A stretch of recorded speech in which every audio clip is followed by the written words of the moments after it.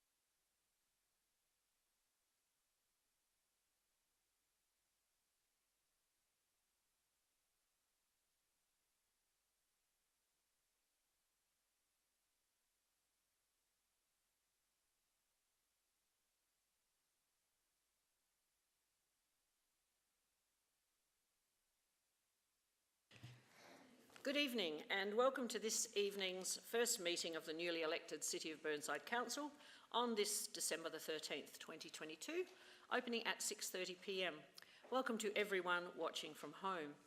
Before we begin, please turn off your mobile phone or place it on silent now so that the meeting is not disturbed. And of course, mask wearing is optional. Please stand and remain silent during the acknowledgements. We acknowledge the land that we meet on today is the traditional land of the Kaurna people and that we respect their spiritual relationship with their country. We also acknowledge the Kaurna people as the original custodians of the Adelaide region and that their cultural and heritage beliefs are still important to the Kaurna people today.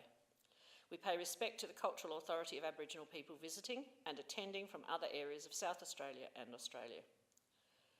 On behalf of the City of Burnside, I gratefully acknowledge and pay respect to all those who have sacrificed their lives for this country and its people. We also consider in our thoughts all those who today are being affected by war in 52 places around the globe, especially people in Ukraine. Finally, we seek guidance in our debate as we make decisions that will impact on the lives of all who reside, study, work in or visit the City of Burnside. Grant us wisdom as we serve our community. Please be seated. You will need to use your microphone so that the recording of the live streaming can occur, and remember to turn it off as soon as you have finished speaking. Just use the button on the right to hit speak. Please be respectful and patient while listening to each other debate and allow each person to be heard. Desist from interrupting while someone is speaking, and each person, just as a reminder, has 3 minutes with a warning bell of 2 minutes. We have apologies this evening from Councillor Henschke from Rose Park Dulwich and from Councillor Hubel from Beaumont Ward.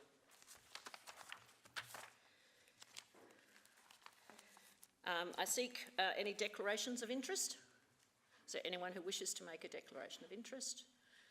There not being any, we'll move on to confirmation of minutes. I seek a mover. Thank you, Councillor Cornish. And sorry, I didn't look. Councillor Dawes it is, and Councillor Turnbull has seconded. So I have to get used to using that as well. So thank you, Councillor Dawes and Councillor Turnbull.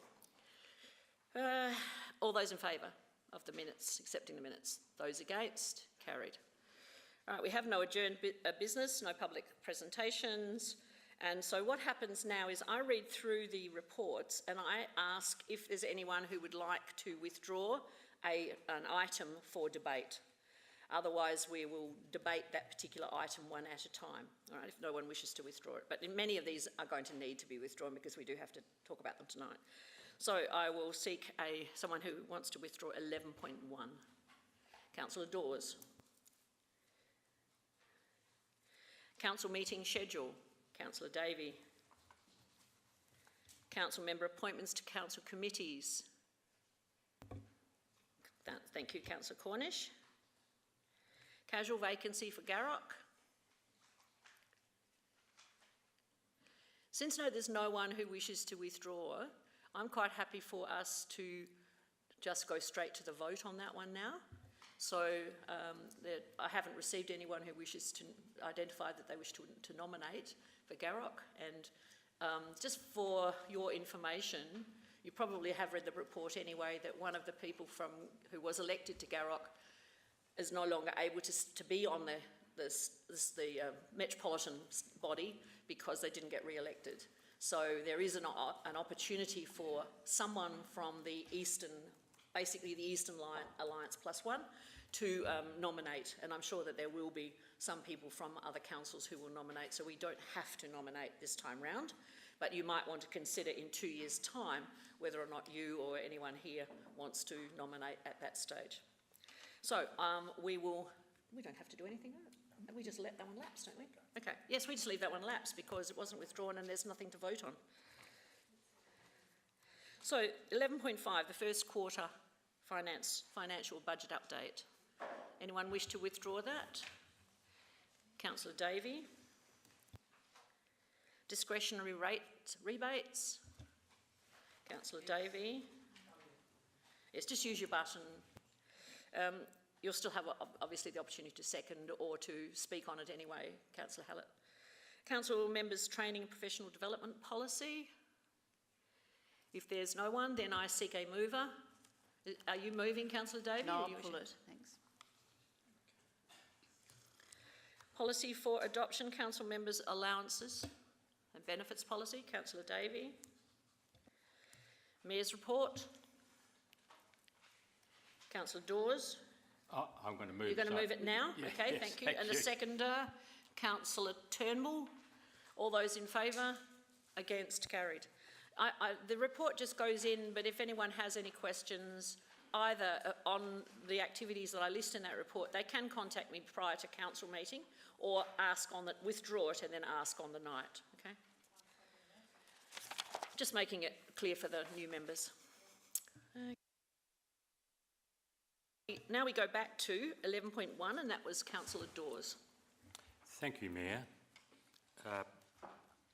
I'd like to move in accordance with the first recommendation, but to not follow with 2 and 3. So I want to move that the council not appoint a deputy mayor, number 1, and in place of number 2 and 3, we go to paragraph 8.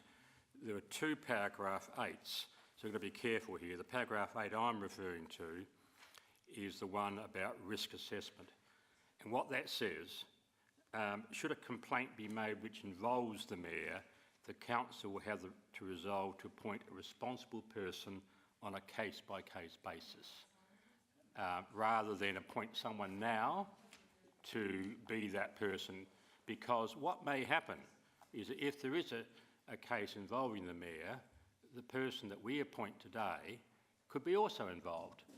And so, let's be a bit smart about it and let's choose someone that's appropriate and relevant at that time.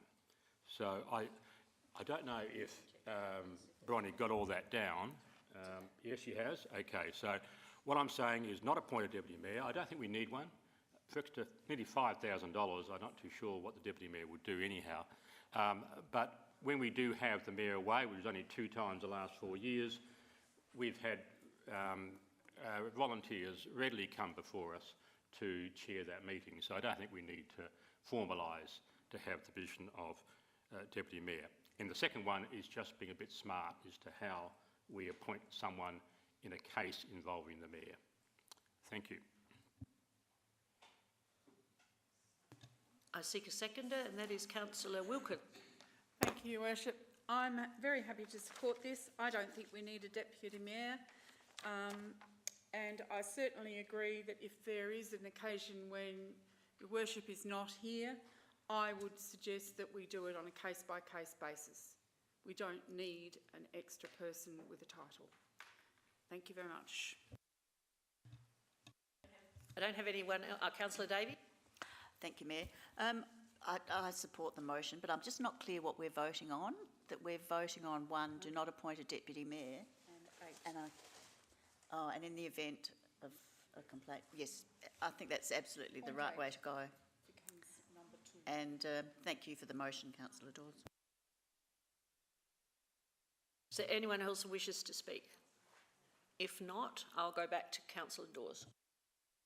Happy for me to put the motion. All those in favour? Against? Carried.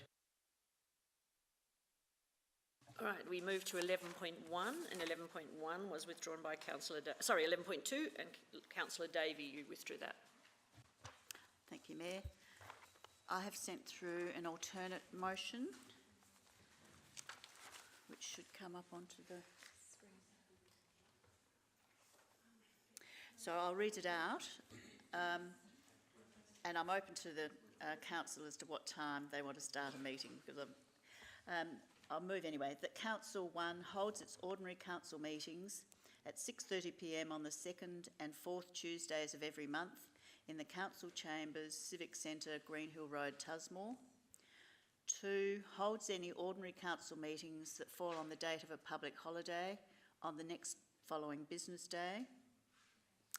3, holds information and briefing sessions on a Tuesday and, if required, on a Thursday night, commencing at 6 p.m. for a maximum of 1.5 hours.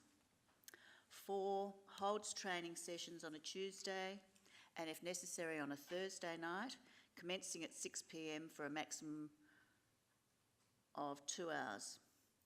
5, develops an appropriate draft 2023 training and information plan, such as the draft outlined in attachment B and C, for consideration and input of council members to be brought back to council for confirmation.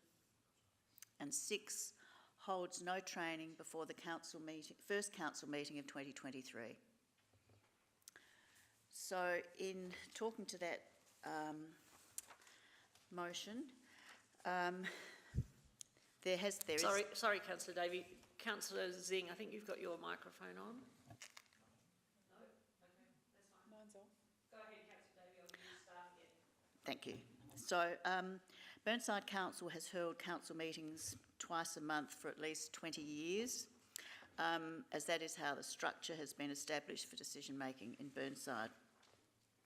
Councils holding once a month meetings, such as Norwood, Payneham and St Peters, or Unley, have well developed Section 41 committee systems, which include things such as the Cultural Heritage Committee, Capital Projects Committee, Traffic Management and Parking Committee, and at Unley, with City Strategy and Development, Community and Strategic Policy Committees. So these have delegated decision making, and they make all the decisions, all the deliberations, and then send them to council for endorsement. Burnside has a very different structure, with decision making brought to council at 2 meetings a month, which works well in my experience. And the meetings have started traditionally at 7. They have often gone for 3.5 hours. A monthly meeting of 6 to 7 hours, I think would be terrible for decision making, very difficult for people who work and who have to get up and work the next day, and for all the other busy commitments that we've got. I think it's more fair and reasonable for those of us with family commitments and jobs, plus for the staff, to not be here till midnight or 1 a.m. I don't believe meetings should extend beyond 10 to 10:30 p.m, ideally. The training schedule and the development plan for 2023 are intense, and I thank you for the administration's work on this. They've done a great job in terms of mapping out and giving us a forward plan for us to see what's ahead. We've had 4 training sessions already, but there has only been 5 days for us to consider the detail in the attachments to this report. So I believe we should open the draft. The draft should be opened up.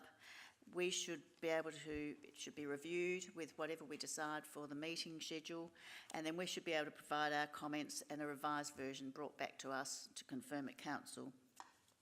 Just for the information of new councillors, the first months of the year are very intense, with information and workshop required for preparation for the budget. So the training program needs to be scheduled to balance this, I believe. I believe that any changes to council meeting locations need to be brought to councillors for decision, particularly if there's an emergency, other than for the challenges that we've just experienced with COVID. This has not been a problem in all my years on council. So I ask you to support these changes. Thank you. CEO wishes to speak before I seek a seconder. Thank you, Madam Mayor. Councillor Davies, just one thing I'd just like to clarify. We're planning on having one council meeting in January. We don't have two in January. So if you were comfortable with that, we just need to add it into the motion somewhere to accommodate that, that's all. Take out the apostrophe in it.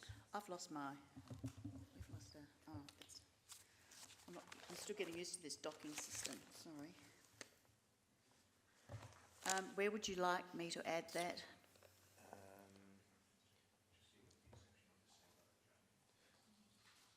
Yep. So, At 6, holds no training before. so we're just suggesting, Councillor Davey, that after one, we just add with the exception of December and January 2023. After, okay, with the exception, I'm happy with that. Thank you. December 22 and Yes, I was January given, 23. It's not apostrophe S. Sorry. Next year's December. No, we don't. No. No, I've just been working that out. So, thank you, no, I'm happy with that, sorry, that was an omission. I now seek a seconder.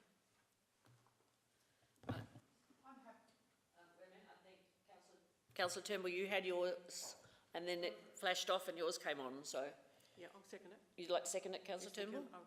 I'll speak to it. With 18 training sessions, I think, Mayor, 18 training sessions and 20 information sessions, it's going to be a big year. But why are we here as elected members? We're here to debate and make decisions on behalf of our residents. And I can't see that we'll do that terribly well on one council meeting a month. So during the previous 4 years, we've always run out of time, not always, but nearly always. At 10:20, there's a vote, shall we keep going a little bit longer, etc., etc., and that's on 2 council meetings. So definitely think we need 2, can't have just one. And actually that was even before the 5-minute speaking rule became 3 minutes, so it'll be even more now. So I can't see that one meeting would be workable. As for the gruelling training and information session, we've just got to suck it up and do it, because otherwise we are in trouble. We are, aren't we, Mr. CEO? We're in trouble. We have to do that by December, so that's okay. But let's stick with our 2. That's my opinion. Thank you. Councillor Zing? Thank you, Mayor. Can I propose a variation? Just a minute, Councillor Turnbull, turn your mic off, please. Can I propose a variation to Councillor Davies' initial motion, just in number 1, for those of us that are working to alternate 6:30 p.m. to 7 p.m. instead? Is that a variation, or is that an amendment? That's a variation, isn't it? No. To change the time to 7 p.m. Amendment? It is an amendment, so it would require an amendment to the motion. Yeah. I'm happy with that, Mayor, if the second. If the move is happy with it, actually. Oh, okay. So we've got it. Since we have some dissent on that, I think that does call for amendment. You're not happy with it, and the mover is, so it would have to be a formal amendment. Sure. So is there anyone who wishes to second that amendment? Councillor Jones? Yeah, I'm happy to second it. Do you want me to speak now? You can if you wish. Or just Councillor Zing speaking on his amendment? Or is that... No, I think that was pretty clear. It's just the time change, yeah. Yeah, colleagues, I have to say, if you work 6:30 is just too early, because we're here for a long day. I would have to leave work at 4:30 in order to get here to have a reasonable amount of time to have dinner beforehand without getting indigestion from trying to stuff it down my face as quickly as possible. Or I could just eat it out here, perhaps with a glass of wine, which might not be a very good look. 7 o'clock's worked reasonably well over the past 4 years, so I would, if those of you can do us a favour, that would be much appreciated. Thank you. Does anyone else wish to speak on the amendment? I'm Actually, wait a minute. It's Councillor Dawes got his sign first. Yeah. Councillor. sorry, not sharp enough. I have to say that my ideal world is one meeting a month, and I'd love to have a 3-month trial to see if it would work. But I don't think I've got the numbers. I'm sorry, Councillor Cornish. You know, we've always been trying for this, but we do need a tighter rein on our debate and a tighter rein on our questioning. I think we could reach it, but it may be that we have to see how this council goes in regard to debating and questioning, to see where perhaps in 2024 we can have a look at this again. But my preference is 1 meeting a month. I have to say 6:30 too, I think, because 4 hours, I think we can get through most of the agenda. Last council we couldn't. It was diabolical on occasion, and we rushed a couple of vital items too. So anyhow, I just want to pass my thoughts. I just want to ask a question before you speak, Councillor Wilkins, and that is, Councillor Davies suggested that we could be here until, for 7 hours. That's not realistic in terms of time. We would not be operating like Adelaide City Council does. There would have to be a time limit. Currently there's a time limit, which is 10:30, or as Councillor Davies said, we make a call at 20 past 10 or between 20 past and 25 past 10 to determine whether there's an extension of time. But normally when we start at 7, we would finish at the very latest at 11 p.m, and that's only if the councillors vote for an extension of up to that half hour after 10:30. Otherwise we finish at 10:30. Sorry, I just needed to give some information before. Now, Councillor Wilkins. Thank you, Worship. I'm happy to support 7 p.m. I understand a working person's need. And secondly, I've always been of the opinion, though I did entertain the idea of 1 council meeting a month, but no, I've been here in this place since 2003, and we've had some very late nights in the early days, not to be entertained again. I like the idea that we are meeting twice monthly, and if we can manage all our Tuesdays or training on the other Tuesday nights, fantastic. And we meet our obligations that we're required to do, because it is a very heavy, full-on training session that we have to undertake now. So I'm happy to put aside Tuesday nights, no other committee meetings on that night, and we do 2 meetings a month. If it's 10:30 plus a motion to add an extra 30 minutes, so be it. It's better than 12 p.m. when we have met in the past years. So, and we tighten the debate, which you've already done in the past 4 years. Great. We'll be all the more concise, each and every one of us. So yes, I do actually agree with the others that we do start at 7 and we meet twice monthly, plus training. Thank you. Councillor Dawes, you have a question? I have a question this time. Number 6 of the motion, can I have a question about the motion or only about the amendment? We're in the amendment. Yeah. But that's amending the motion, so the amendment... Is it the same statement that's in the Same motion? statement. Well, my question was number 6, holds no training... Then it can't. So I can ask that question after the amendment. Is there anyone else who wishes to speak on the amendment or ask any questions? All right, then I will go back to, no, the person who moved the amendment doesn't get a chance to speak again. So I put the amendment to the vote. All those in favour? All those against?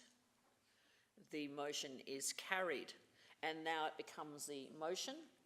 And now you can ask that question. Yes. So in regards to number 6, the question of administration, hold no training before the first council meeting of 2023. We haven't discussed this. Can that happen with that extra restriction? Through Madam Mayor, it certainly can. There's no legislative reason why it can't happen. And all it will mean is we'll take that on board when we're putting together the schedule to present back to council for consideration. Councillor Cornish. Thank you, Worship. I would also like to offer an amendment if I can. You haven't spoken. I know I haven't You spoken. haven't spoken. I'm just explaining for the others. You haven't spoken, so therefore you can do that. I can. And this is going to be a bit of a wild shot, and I'm throwing it out in the never never. But could I change one to have the council meetings on Thursdays instead of Tuesdays? Looking at the table at the top of page 38, we don't actually have any clashes when there are any bands or orchestras above us on a Thursday. And to be able to have a quiet meeting for the public might be something that we could actually entertain. And I know it's a big change, but I'm throwing it out there and seeing what the chamber actually thinks. So I'm putting the motion on there that we change our council meetings on a Thursday, but we're leaving our training on the Tuesday. So, I'll see if someone seconds it, but...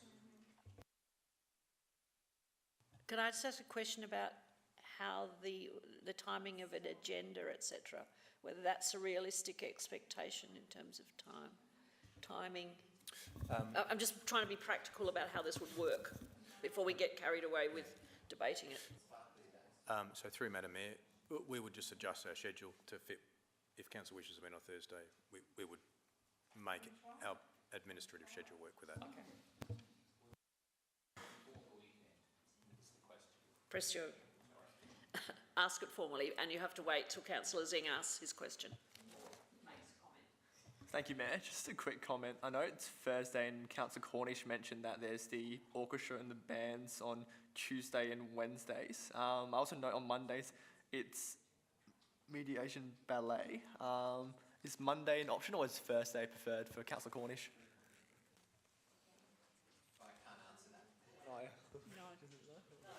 He can't answer that question because he's moved, the suggestion is a Thursday. All right. I can tell you that there's something on up in that ballroom. On Mondays? Every night. Every night. Yeah. And it just depends on the loud noise that is created. In my parlour, often the noise is deafening as feet run up and down on the wooden boards. And that is actually worse than the music, I can assure you. So, we've had time now for Mr Cowley to get an answer. Thank you, Madam Mayor. I can report that it would mean we'd get the agenda released on Friday afternoon.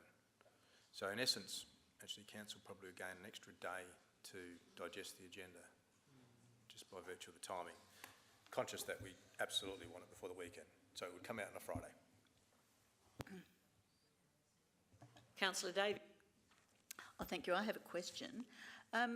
What is the Civic Centre, could you remind us please what the Civic Centre, through you, is used for in the evenings? And do we need, if the noise is so prevalent, do we need to look at acoustic engineering to insulate the noise better? It's not the Civic Centre, it's the ballroom above, the original ballroom. Through Madam Mayor, so we have the schedule, and I think our table's laid it out. Just speaking logistically though, I think with this building, we'd do considerable damage to the building, looking to do acoustic cushioning between the floors. So I don't think that's a reasonable option for this one. We would have to impact severely on the fabric of the building.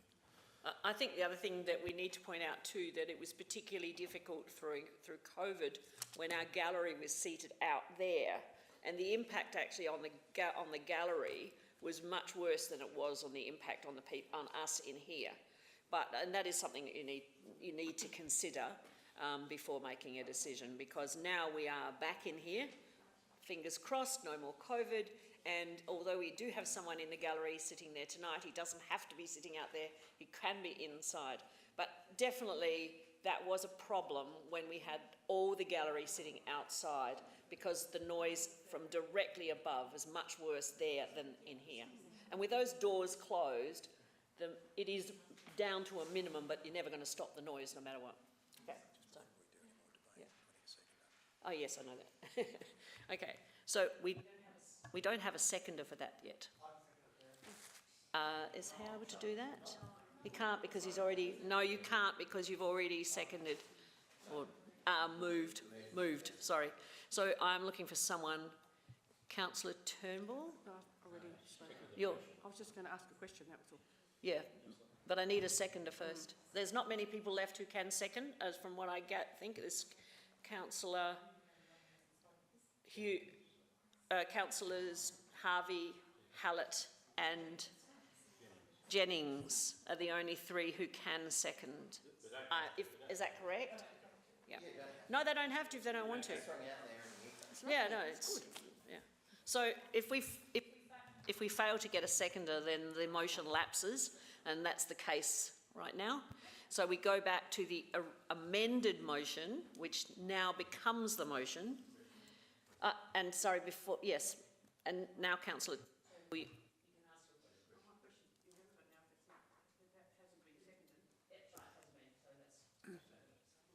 it's now null and void, okay. Now, I don't have anyone else now on the screen. And we go back to the original motion, and it's now Councillor Davey to summarise. You had a question, John? Councillor Zing, did you want us to ask a question? Am I still able to speak, not a question? Because I haven't spoken yet to the previous motion. No, once you've spoken on the amendment, that's it. You can't speak at all. Had your chance. It has to be Yeah. okay. Sorry, I mean, these are all learning lessons, but, you know, don't worry, it takes us all a lot of practice. The safe thing is to kind of hold back and listen and watch and observe, and then when you're really determined and you've got a very strong opinion, then you launch in. Otherwise, you can potentially not waste the opportunity, but be shut out from an opportunity. Okay. So, now Councillor Davis. Thank you, Mayor. Thank you, everyone, for your input. It's certainly been worth considering options. I'm very happy for a compromise for a 7 p.m. start, especially to accommodate those with formal working commitments. I think that's worked well with us in the past. It was good to consider a 6:30 start, but I think 7 o'clock twice for a meeting twice a month is a reasonable time. It's interesting, the suggestion that we should meet on a Thursday. I think that would mean a whole lot of other changes to other committee meetings and subsidiaries that we work with, possibly there'd be flow-on effects to that. And I actually think that council's the preeminent body for Burnside. I think orchestras and other bodies meeting or practising upstairs should be subsidiary to council, so I think council should have priority. I think, I'll say again, I've said it before, council meetings are the most important part of a council's operations. The decisions made by councillors at formal council meetings provide the direction and authority for the ongoing operation of the council. So they're crucial meetings. I think it's good that we've given due consideration to alternatives. And I also think that we can do better with our training. I'm glad to see with that training schedule that people support us having a break over the January period. I think everybody's exhausted after the election campaign. I think perhaps that mightn't have been taken into consideration. I certainly need a break to have a holiday, and I look forward to rejoining everyone at the first meeting on the 24th of January. So hopefully you'll support this. All those in favour? Those against? Good on you, Councillor Cornish. You're very consistent. Now we move to 11.3, and 11.3 is Councillor Cornish. Oh, I basically pulled it because I think we have to go through this one. I'm happy to hand over to you to run through one by one, Your So Worship. we'll start with the council assessment panel, and the recommendation is that the council undertakes a secret ballot process for all of these items, and so we'll just go through one of them at a time, and I will seek nominations for each one at a time, and then we'll fill in the spaces, and then we can, once we've filled in the spaces, then we can adopt this as a whole at the end. Is that correct? All right, I'm getting a nod from governance over there, so, okay, good. So that's what we'll do. We'll go through each one. I'll seek nominations, then we'll go through the voting for that particular item, and once we've, that person or persons, because there's a deputy in most cases, Then we'll fill in the gaps, and then we'll run one motion right at the end to recommend the whole lot, okay? So the first one is I'm calling for nominations for the Council Assessment Panel. So please, you are able to volunteer yourself or nominate yourself, or you can nominate another member. I would like And that is Councillor Cornish, you're first up. I would like to nominate Councillor Wilkins for Deputy Member of CAP.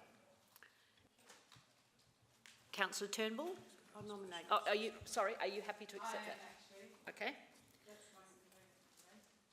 Thank you. And Councillor Turnbull? I nominate Councillor Dawes for that position. For the actual member. appointment for the member? Yes. All right. You accept that, Councillor Dawes? You do? All right. Are there any other further nominations? Councillor Zing? Thank you, Mayor. Can I nominate Councillor Hallett For which one? for CAP as a member? For the member. Member. Do you wish to accept that, Councillor Hallett?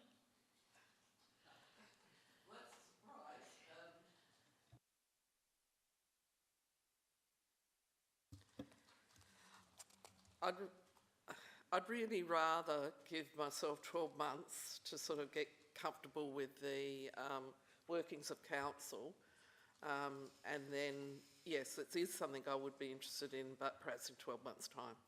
Thank you very much. And I think training, correct me if I'm wrong, Mr CEO, but training could happen for both our deputy, if that appointment goes ahead, and another person who might be interested in the future. Is that can be organised through the LGA or the legal profession for that kind of training on the CAP, because the understanding that the whole code is absolutely essential to the running of that particular meeting, isn't it? Okay. Okay. All right. So, Councillor Davey, you wish to add? Are we going to have the candidates speak to their nominations? Not unless there is having to be a vote. And at the moment, we've got one for one and one for the other. So it's not necessary unless people specifically wish to, and I think that's the way we need to run it. So I've got two nominations here. One is for the appointing Councillor Dawes for number 1, and for number 2, Councillor Wilkins. They've both agreed. So if you're happy with that, then Yes. no. Only when we get to the vote at the end. Don't we? Yeah, we're going to vote at the end for the whole lot, assuming we've still got 7 people. That might not work. Maybe we have to vote one of them at a time. CEO. It's only the remuneration. It's only remunerated positions that require a declaration. Oh, okay, all right. So we can go through. All right. So the next one is appoints 2 councillors for the Audit and Risk Committee. Now, I'd like to nominate myself for that. I have now been on the Audit and Risk Committee for the last 4 years, and I think it is important that the Mayor is observing what is happening and can ask appropriate questions, even though I'm not an accountant. I've learnt a lot over the last 4 years, but I would like to nominate myself for that. And obviously I accept it. So I have Councillor Dawes. I'd like to nominate Councillor Jones. Councillor Jones, do you wish to accept that? Yes, I accept You that. do? All right. Councillor Cornish. I'd like to nominate Councillor Jing. Councillor Zing, do you wish to accept that, Councillor Zing?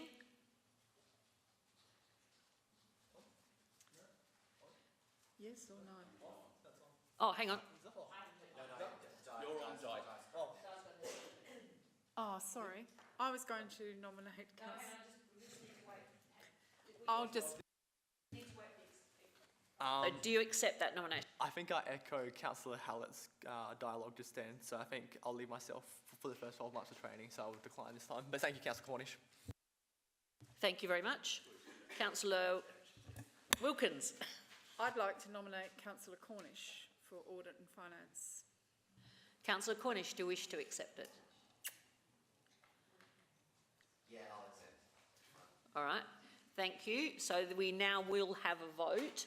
Unless there's anyone else who wishes to stand, there will be a vote, and therefore there will be, and I think I've already spoken, so I'm not going to speak again. I'm going to give the opportunity to Councillor Jones and Councillor Cornish to speak.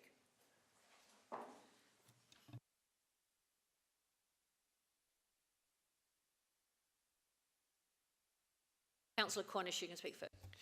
Thank you, Worship. So this is a short little speech about me, so you guys can know and help you out before you vote. I'm not wedded one way or the other. Whether or not to do it. I've been on the audit committee in the past. I've been on the audit committee for the Eastern Health Authority as well for the last 4 years. I understand audit committees. I understand money. I don't know what else to sort of say here.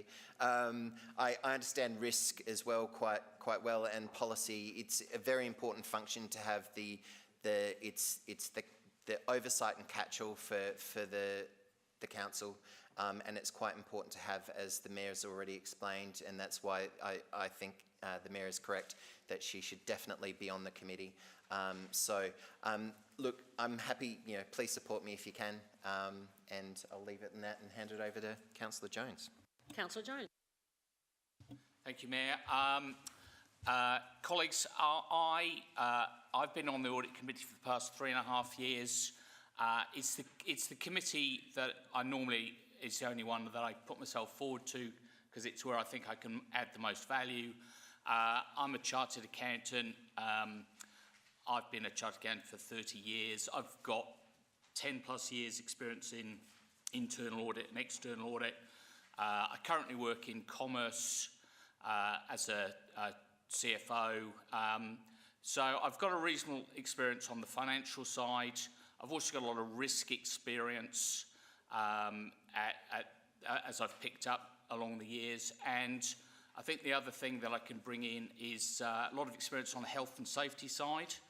I've worked for 20 years in SA Power Networks and ASC and shipbuilding, and where I currently work, we've got a manufacturing line. It's only small, about 25 people, but I've got some practical experience there that I think I can bring in experience from other organisations to add something to our safety team. So I'll put myself forward for your consideration. Thank you. So, explain the process now, just to make it clear for everyone what we have to write on our piece of paper, because I've already made a mistake. Madam Mayor, for fear of getting it wrong, I'm going to ask Wendy just to walk us through it, please. Yes.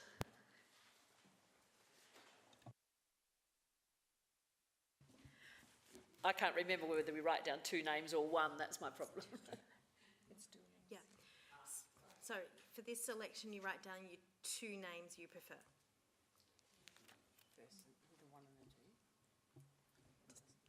Just 2 names.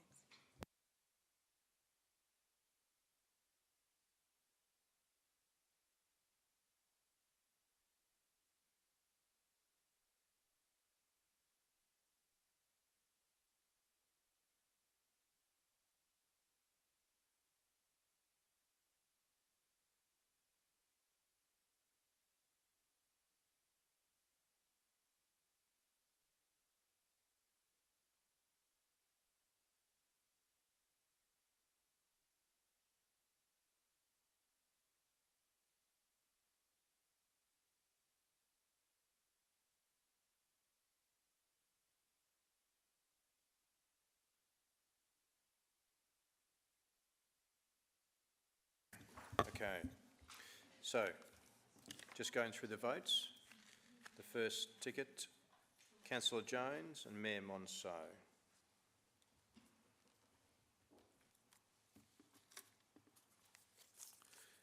Councillor Cornish, Councillor Jones.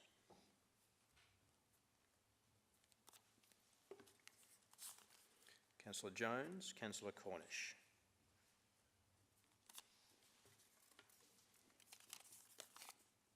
Councillor Jones, Mayor Monceau.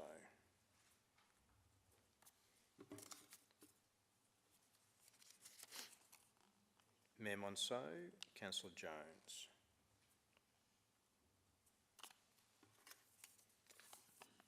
Mayor Monceau, Councillor Jones.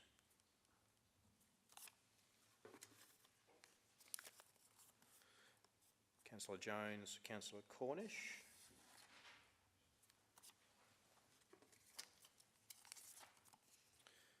Councillor Cornish, Councillor Jones.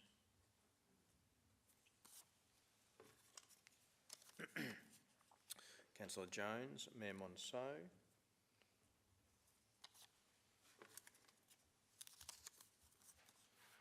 Councillor Jones, Councillor Cornish. And the last ballot paper, Mayor Montceau and Councillor Jones. So just the number here, Mayor Montceau, 1, 2, 3, 4, 5, 6. Councillor Jones, 1, 2, 3, 4, 5, 6, 7, 8, 9, 10, 11. And Councillor Cornish, 1, 2, 3, 4, 5. Therefore, I declare that the names to be put into this motion, Mayor Montceau and Councillor Jones.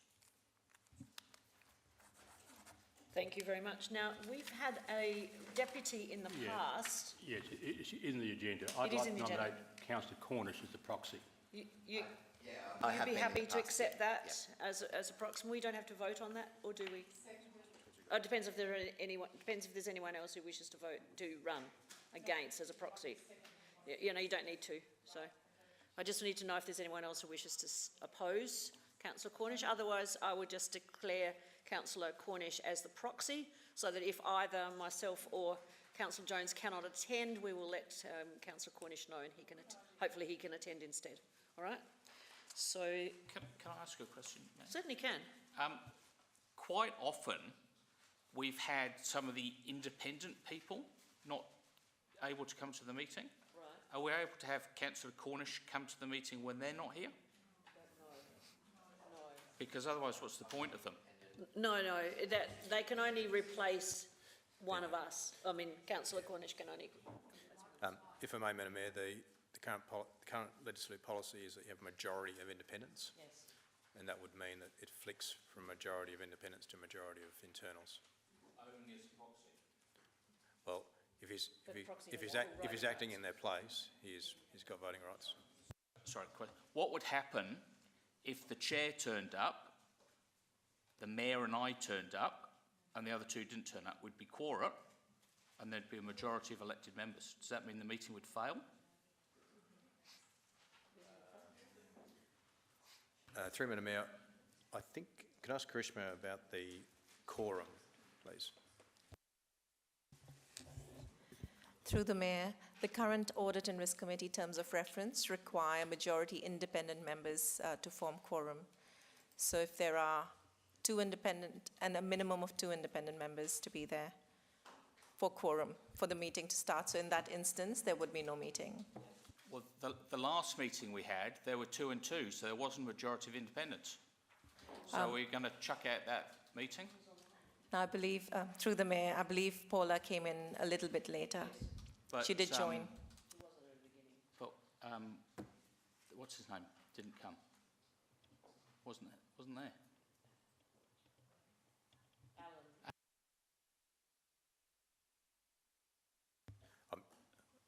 Past history.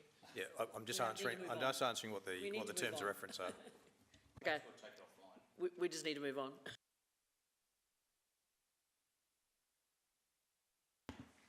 The next item is, oh no, we're okay with appointing Ms Hinchke as the independent presiding member, because that's part of the motion as well. And we don't have to do number 3.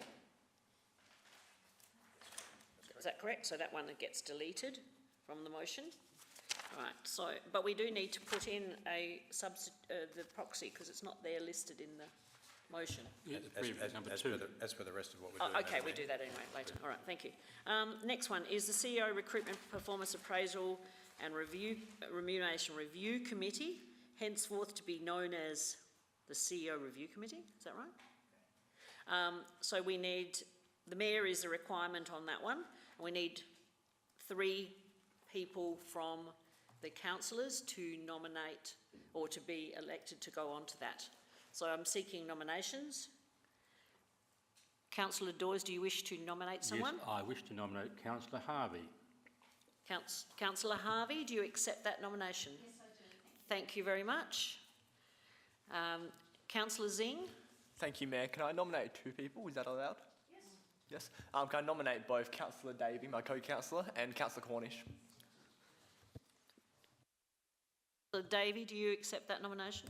Thank you, Mayor. Yes, I'll accept that. And Councillor Cornish, do you? Happy to accept To that. accept? Thank you. Okay, thank you. Are there any further nominations? Councillor Jones? Can I nominate Councillor Dawes, please? Do you accept that, Councillor Dawes? All right, thank you. So, Councillors Harvey, Davey, Dawes and Cornish. Sorry, they weren't in that order, but it's just how I remembered them. Right, so we have 4 people, so therefore we need to go through a speaking opportunity. And since we start with C, alphabetically, that's Councillor Cornish, you're first. I think I'm going to be first a lot this chamber. The next one, if we get it, I will reverse the alphabetical order. I'm just jesting, Your Worship. I realise now that Councillor Carbone's left. I'm actually the first alphabetically in the chamber, which is the first time it's happened. So it's a little unnerving to be called on first all the time. No, thank you, the chamber. I seek nomination for the CEO committee. It's an important committee. It's one that I have done in the past on a number of occasions, and again I've been at the CEO committee at the Eastern Health Authority as well for quite some time. It's an area that I have quite a bit of knowledge of, and it's an area that I'd like to contribute to. So I do put my name down for this committee, and I hope you support my nomination. Thank you. And before I move to Councillor Davey, can I just find out from governance how many people's names do we write down, please? That might help as people are listening. So need to be considering writing down 3 names on your piece of paper. All right. Now, Councillor Davey. Thank you, Mayor. Thank you. I'm happy to accept nomination to the CEO Review Committee. I'd be very happy to serve on this. It's a very important committee to ensure the CEO is supported in their role, review the key result areas as outlined in their position description, review and oversight their remuneration and conditions of employment. I've participated on this committee in the past, both on council and in my capacity on the Eastern Health Authority Board, as well as having had considerable experience in on panels, selection panels and remuneration reviews in the public sector in my past. Thank you. Councillor Dawes. Thank you, Mayor. Yes, I've been a member of the CEO committee for 4 years now, 2 lots of 2 years, and I'd like to have a further 2 years. I'll be the only member, apart from the Mayor, who would have been on for that period of time. I was a sports executive for over 40 years.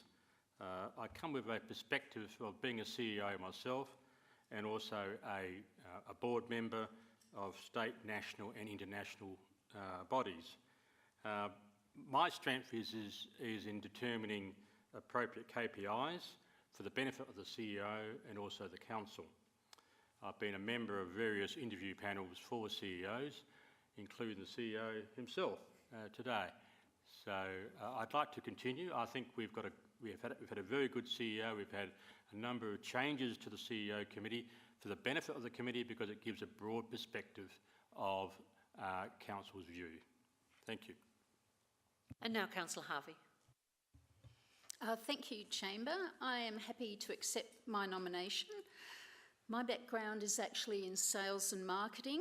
I've had my own business for 20 years in sales and marketing. So I've worked for multinational companies as well, had to employ staff, done appraisals. I'm a past trainer and understand the importance of teamwork. I also value responsibility and flexibility, and I'm committed to integrity and honesty. I understand the importance of leadership skills, communication skills, problem-solving skills, which are necessary. Also understand that goals, decision-making and communication are important qualities of being a leader. However, it is also important to be decisive, so I'm able to make tough decisions. and understand also that the core competencies of self-awareness, self-management, responsible decision-making, social awareness and relationship skills are also really necessary. So thank you for that. Thank you, and just a reminder to write 3 names down on your piece of paper.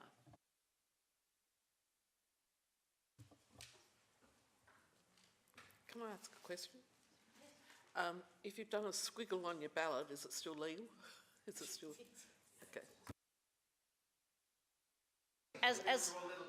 As long as, yeah, we've had love hearts and smiley faces before, but yes, it's fine. You can correct anything as long as it's clear. The 3 names are clear. Is that correct, Ms. Reynolds?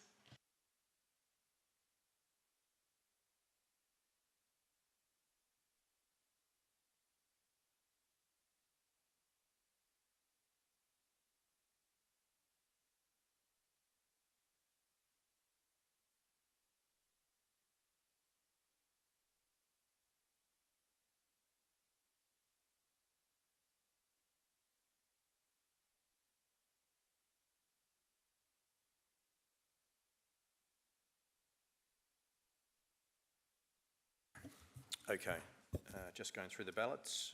The first ballot, Councillor Harvey, Councillor Cornish, Councillor Dawes.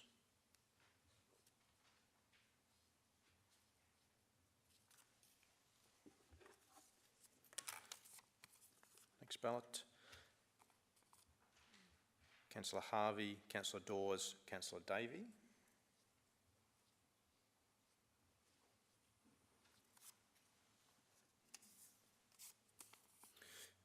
Councillor Cornish, Councillor Dawes, Councillor Harvey.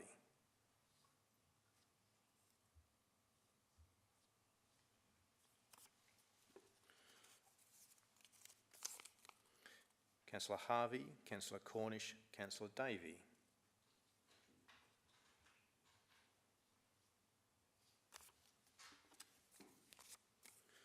Councillor Cornish, Councillor Dawes, Councillor Harvey.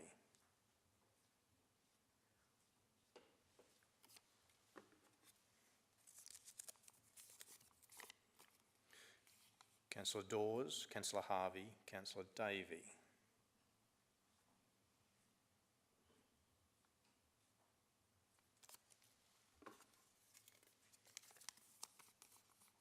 Councillor Dawes, Councillor Harvey, Councillor Cornish.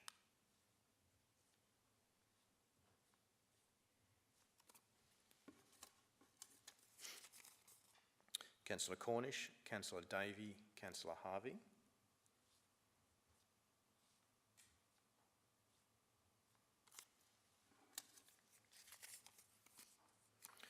Councillor Davey, Councillor Dawes, Councillor Harvey.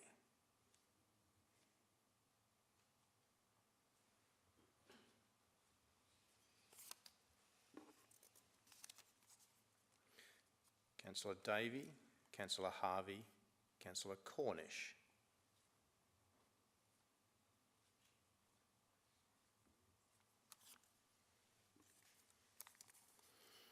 And the last one, Councillor Cornish, Councillor Davey, Councillor Harvey.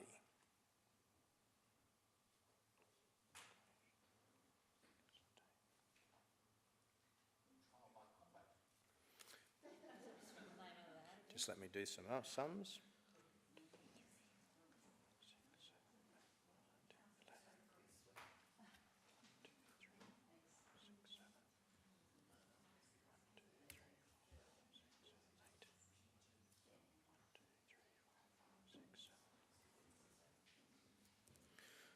So the numbers as they stand, Councillor Harvey 11, Councillor Davey 7, Councillor Cornish 8, Councillor Dawes 7.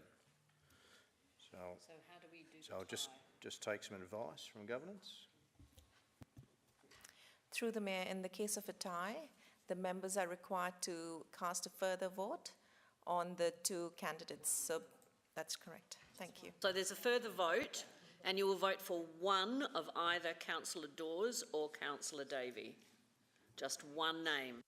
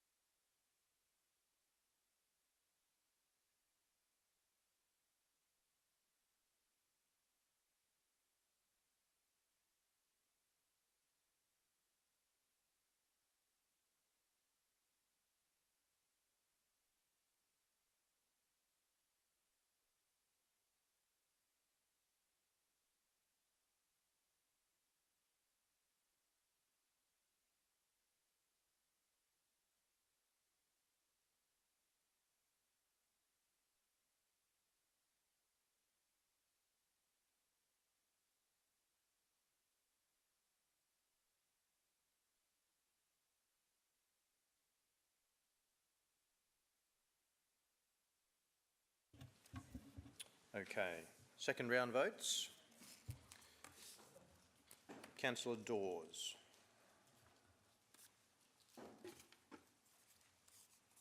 Councillor Dawes.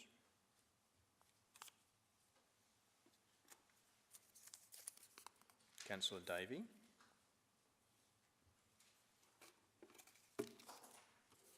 Councillor Dawes.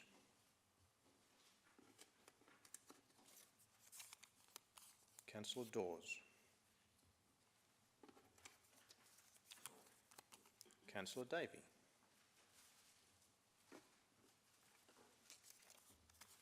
Councillor Davey. Councillor Dawes.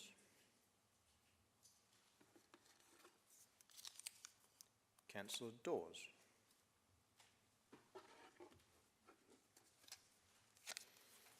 Councillor Davey.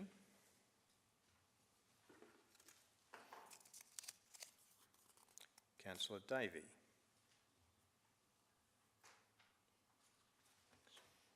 The numbers are Councillor Davey 5 votes, Councillor Dawes 6 votes.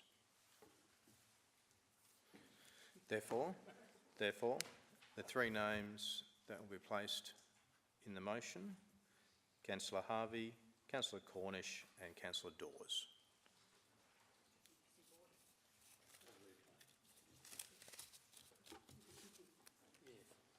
So congratulations to those people. Now we move on to East Waste Management Authority.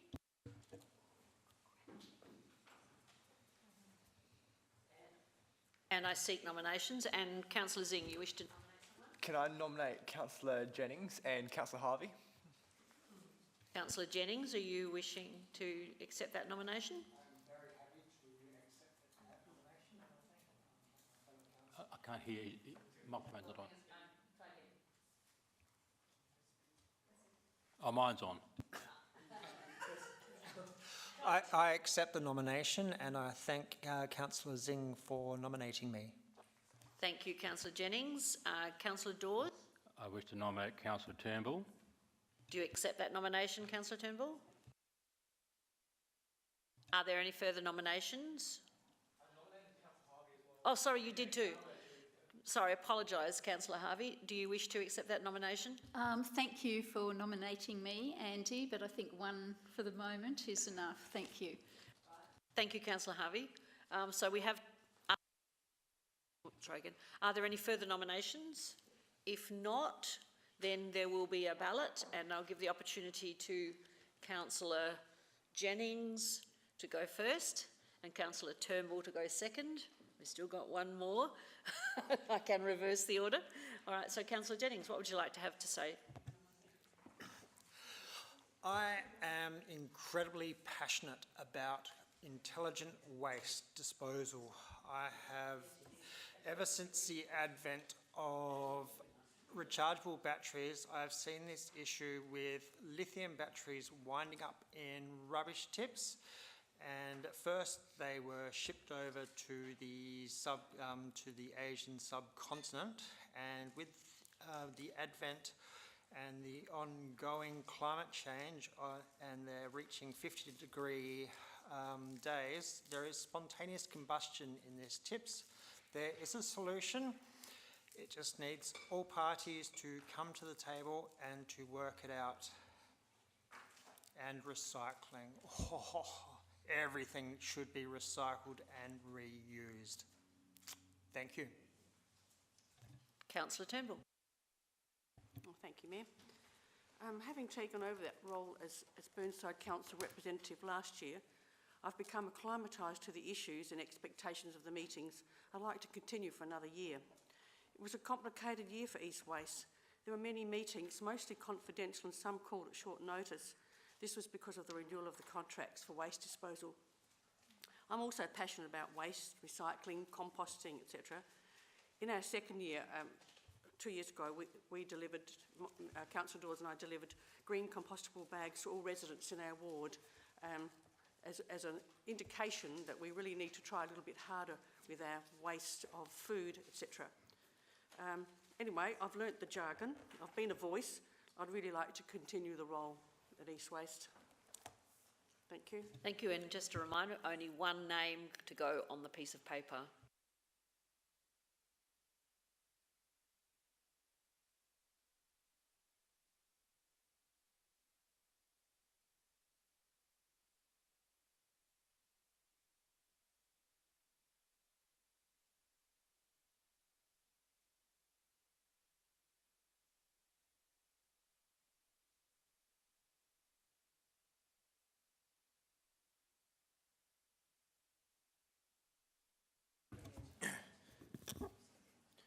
Madam Mayor, if I'm just a quick clarification, when we're talking about East Waste, I've just had clarification from the CEO today that it's, in their terms of reference, it's a 3-year term, not a 2-year term. Right.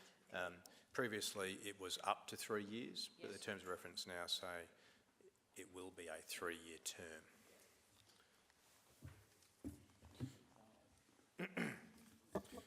Hopefully that doesn't change anybody's minds, because they've already all voted on the 2-year. If I can add in there though, because I was just looking at that, a constituent council may remove one of its directors at an earlier stage by writing. So it could be the choice of the chamber to say write earlier, but it is a 3-year term, yes. Thank you for that information. You're always a font of information via the internet. We do know that, don't we, from Eastern Health Authority, Councillor Cornish. Okay, thank you. First ballot, Turnbull. Councillor Jenkins. Jennings, my humble apologies. Jennings, sorry, humble apologies. Councillor Jennings.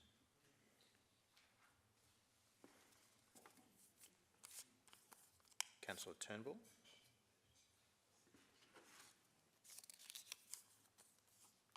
Councillor Jennings. Councillor Turnbull. Councillor Jennings. Councillor Jennings.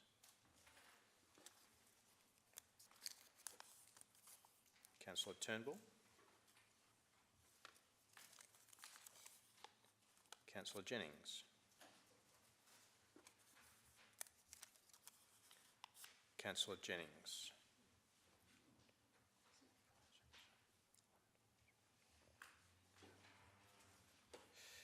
Summary of the votes. Councillor Jennings 7, Councillor Turnbull 4. Therefore, in the motion, we'll place Councillor Jennings. Congratulations, Councillor Jennings. Councillor Dawes. Can I nominate Dean Turnbull as the deputy member for that? Yeah, we have that. We've had that in the past, just needing to check. Yes, we can. So, Councillor Turnbull, you will accept that as a deputy member? Thank you. Is there anyone else who wishes to run for the deputy member of that committee?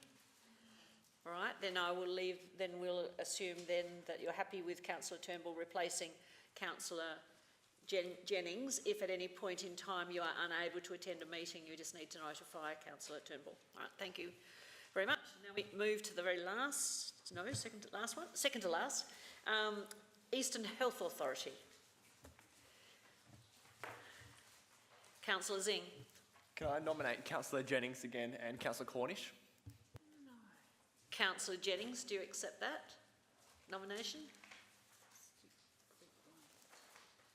I thank Councillor Zing for the nomination.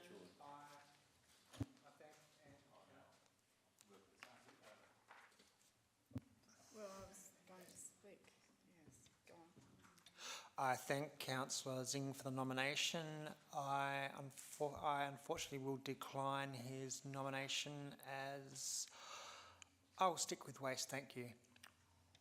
Thank you. Councillor Cornish, you happy to accept that? All right, thank you. And Councillor Jones, you wish to speak? I nominate Councillor Turnbull. Councillor Turnbull, are you willing to accept the Eastern Health Authority nomination? All right, thank you.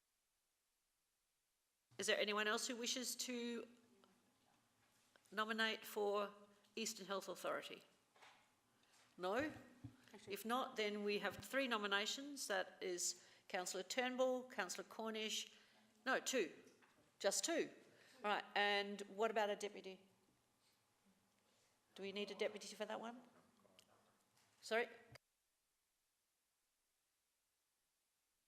Thank you for that. So we just have 2 nominations. If everyone's happy with those 2 nominations, then those names will go forward to the Eastern Health Authority Board. Thank you very much. And best wishes for you nominating again as chair. How many years? 12? This will be heading into 16. Thank you. Very important role, as they all are, of course. Yes. Madam Mayor, if I may make a suggestion on how we vote We also on these. just mention the last one too, Propel. Yeah, certainly, Yeah. certainly. But if I may make a suggestion on how we vote, I'd suggest that because the council assessment panel is a remunerated position, Yes, we have and to do that differently. our nominees will have to step Have out of to the leave room. out, yep. We vote on that first, And then we'll do the and then others, come back. yeah. But just before we do that, we just also mention that Propel SA, that everyone's happy that the council appoints the Director Corporate to the board of East Side Business Enterprise Centre, Propel SA, until the end of the term of this council. So you happy, everybody I hope is happy with that. I had a query. Is it possible to make that appointment for 2 years rather than 4? That's a very long time. Talking about Propel. Eastside Business, is there? There's no issue if council wishes to do that. Do I need to move that or? That would be an amendment to the motion, or a change to the motion. Well, that's included in the overall motion, it's the very last point. Oh, yeah, no, Hasn't been moved. No, we haven't moved the motion yet, you're right, okay. Councillor Davey could move it with that change. Yes. Before we move to that, Councillor Turnbull, you've got a question? Councillor Dave, can you just turn your microphone off, and also Councillor CEO? Right, Madam Mayor, I withdraw my application. I don't know much about EHA, and Councillor Cornish knows lots. So there you go. You two have been already elected, and Councillor Turnbull, that's not an issue. I knew nothing when I went there 12 years ago, and I learned an awful lot over 8 years. So, and I think you would actually really enjoy it. And there's no question of your nomination anyway. There were only the 2 nominations put forward. So you have already been accepted. The discussion at the moment we're having is actually about the final item, Propel SA. Okay. That's okay? That can be changed when the motion is moved. Sorry, Madam Mayor, what was the question? Oh, just in relation to the last part, that just gets changed when the motion is moved. Is that correct? I'm happy if that's changed when it's moved, absolutely. All right, okay. So do you want to do this, is that done now then? Or wait till the motion is moved? Madam Mayor, I'd suggest, if you're happy with my suggestion, deal with the first one, and then We'll do the first one first, yes, yeah. And then when we'll we do come to those. this one, we'll put those words in. Okay, that's fine. All right, so now, the first one we need to do is those people who have put their names forward need to leave the room whilst we vote, because it is a remunerated position, or they are remunerated positions on the cap. So we will move, I need someone just to move then. Yep, happy to move, Your Worship. Councillor Cornish, you have your name on there. Okay, Councillor Cornish, you are moving, as the recommendation is stated, to include the council assessment panel with Councillors Dawes and Wilkins as the deputy. Right? All those in favour? Oh, sorry, seconder, Councillor Davey. Did you wish to speak? No. All right. So those in favour? Those against? Motion is carried. So now if invite those two to come back. Thank you. We'll just wait till they return before we move to the next section. And then we can go right through from audit and risk with that change at the end.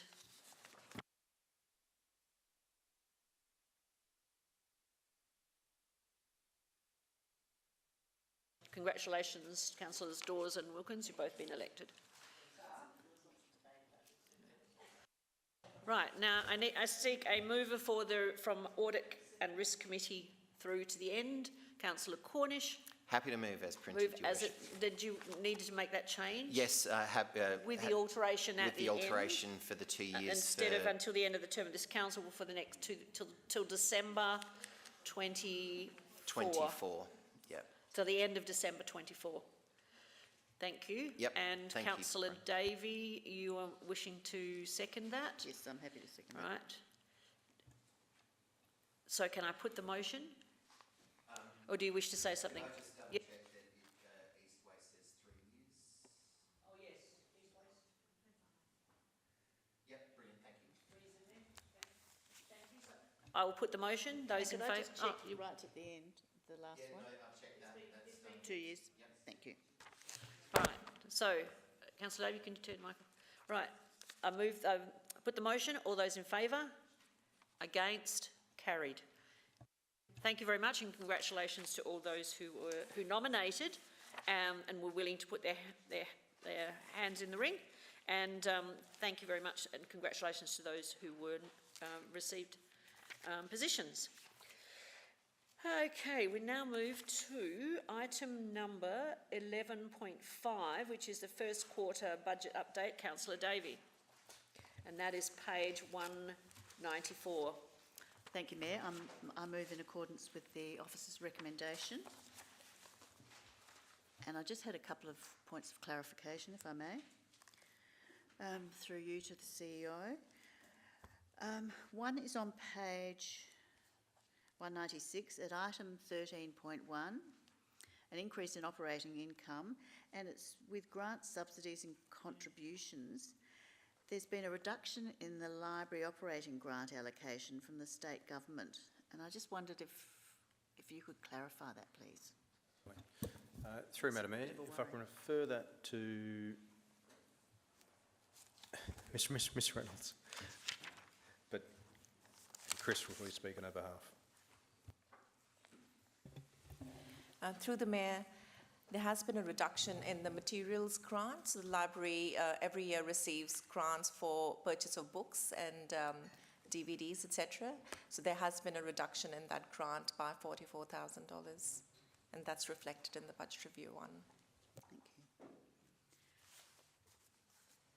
you. If I can just make a little comment on that, it's a continuing trend from the state government with their cost shifting pressures. In essence, it means that our ratepayers will now be picking up that shortfall. So, as per our general lobbying activities with the state government, we continue to push that barrow in terms of them trying not to do that to us. Councillor Turnbull. Thank you, Mayor. As a follow-up to Councillor Davies' question, is this a once-off or is it forever that we won't be getting that money?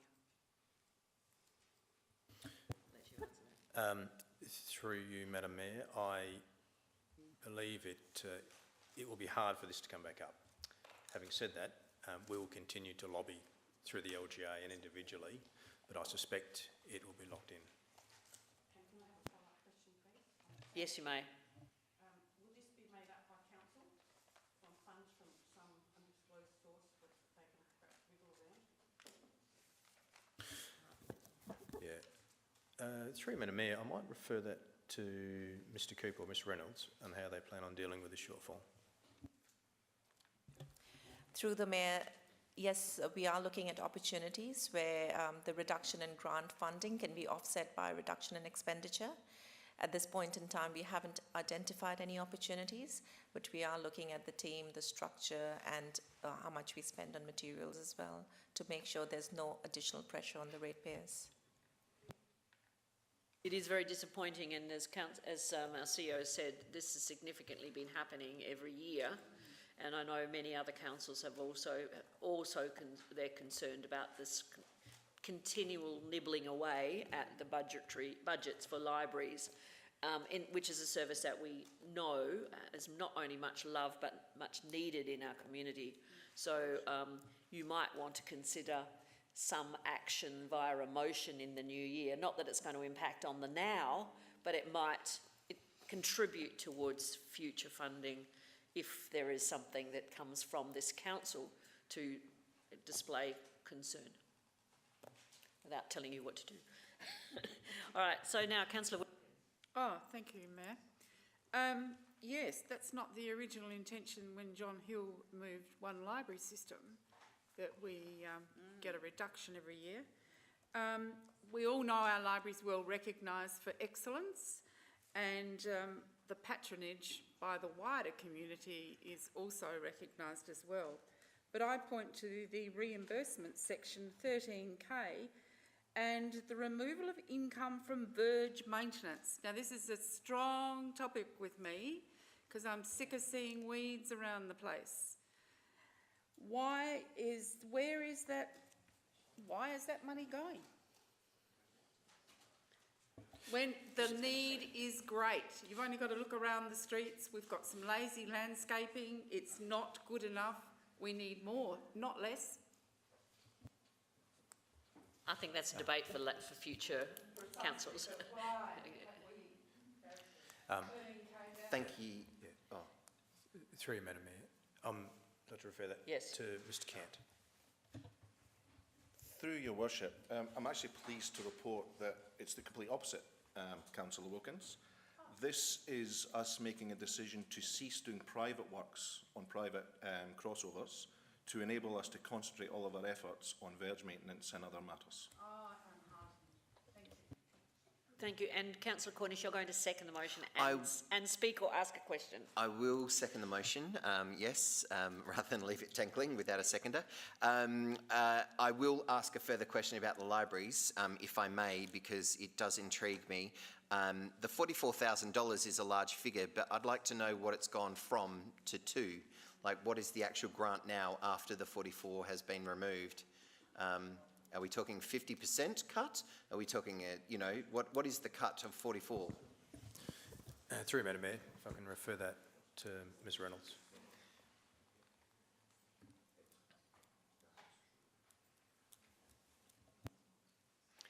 I'm happy to take it on notice.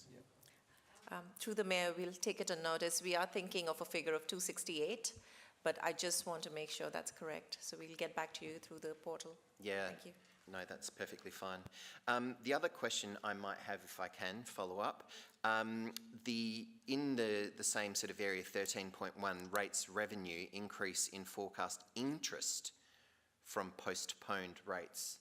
So that's $24,000 worth of interest from people postponing their rates payments. Can I ask how many properties that might relate to in rough estimates?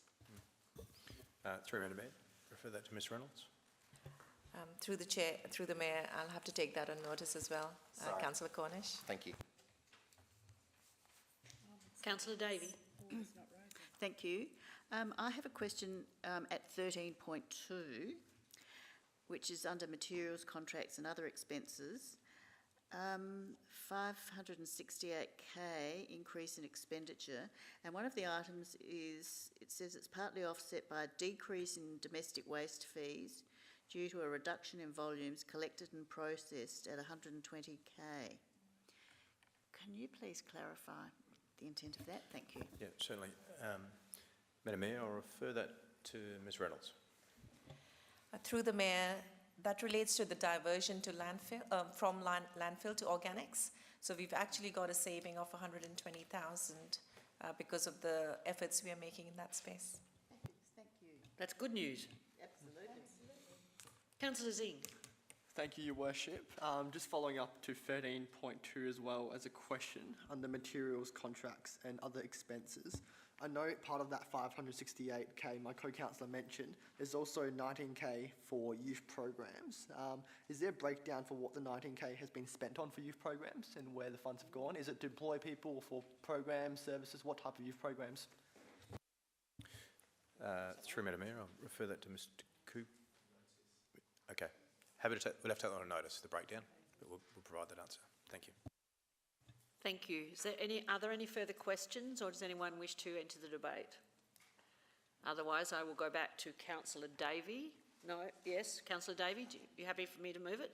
To put it. So those in favour of item 11.5, those against? Councillor Hallett, do you need to vote one way or the other? I'll do it again, all right? Those in favour, please raise your hands. Those against, The motion is carried. Now we move to item 11.6, Councillor Davey, discretionary rates, page 209. Thank you, Mayor. I'd like to move in accordance with the recommendation, but delete part 1. So I move that Council approves discretionary rate rebate to Harrow Housing Proprietary Limited up to and including the 2025-26 financial year, or until such time that the ownership or occupancy changes. And make that 1. A new 2, approves the discretionary rate rebate to the Royal Australian Regiment Association up to and including the 2025-26 financial year, until such time that that ownership and occupancy changes. 3, approves the discretionary rate rebate to Burnside War Memorial Hospital Inc. up to and including the 25-26 financial year. Councillor Davey, I don't think you need to read all the rest You of them don't want me out, to read them, because okay. they're all in the agenda papers that people have access to. It's only your change that needed to be recorded. Thank you. So I move this way. I don't support the discretionary rate rebate to the Birthline Pregnancy Support Service. This service isn't a secular service, I don't believe, and I think it's a faith-based counselling service which doesn't offer alternatives to women experiencing unwanted pregnancy. As we all know, abortion was decriminalised during the last government and is now seen as a health issue, and I don't believe we should be supporting this organisation. We actually had our previous member for Bragg, who was the Attorney General as well, Vicky Chapman, who oversaw the decriminalisation of abortion in South Australia, which we finally got into place, I think, in 2021. Correct me if I'm wrong. And I think now that we have that in place, all pregnancy services, counselling and support should be seen as a health issue, and I don't believe that we have a place in providing rebates for that. So hopefully you'll support this. I seek a seconder. Councillor Wilkins? Yes, I'm actually happy. I agree. I haven't supported this in the past, but now that there are many other agencies that actually assist young women in our society through the community services, and particularly seeing that the former Attorney General actually brought through the Abortion Act late 21, I think it was, and there is other agencies that are in this space.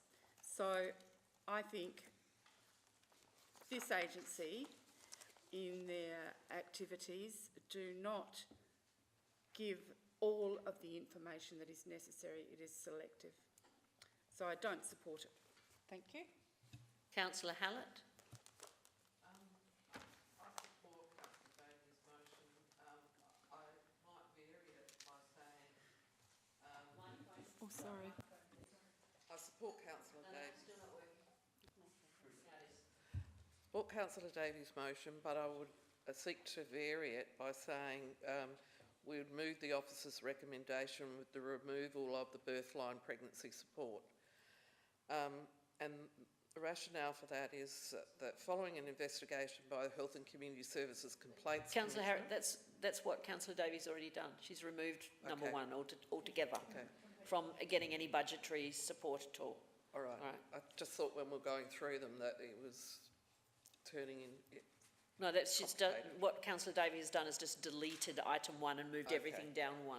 Okay. Okay, so is that clearer now? All right, so I'll speak in support of it, and that is that following investigation by the Health and Community Services Complaints Commissioner, 4 recommendations were made to ensure that consumers who contact it know its underlying philosophy and ethos.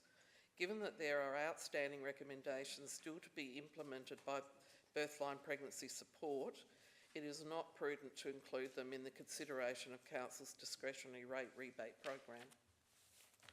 Sorry, I misunderstood. Were you reading that from something that you'd been sent?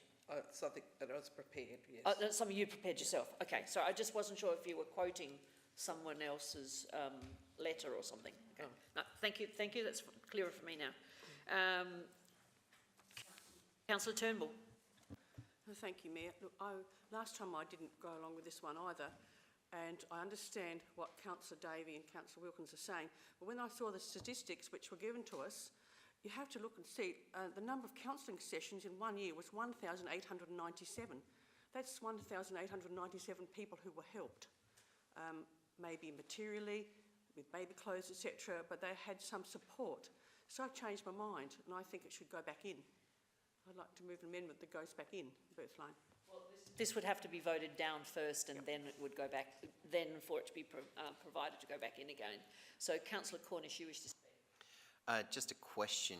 I noticed that item 8, we've actually mentioned the declining of the application. Is that a process that we actually have to do for birthline in this motion? And given there is no decline, does that mean that Councillor Turnbull could actually put the variation to put it back in?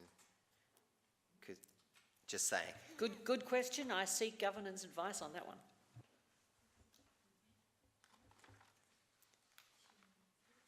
Do you want me to ask again? No, I think okay.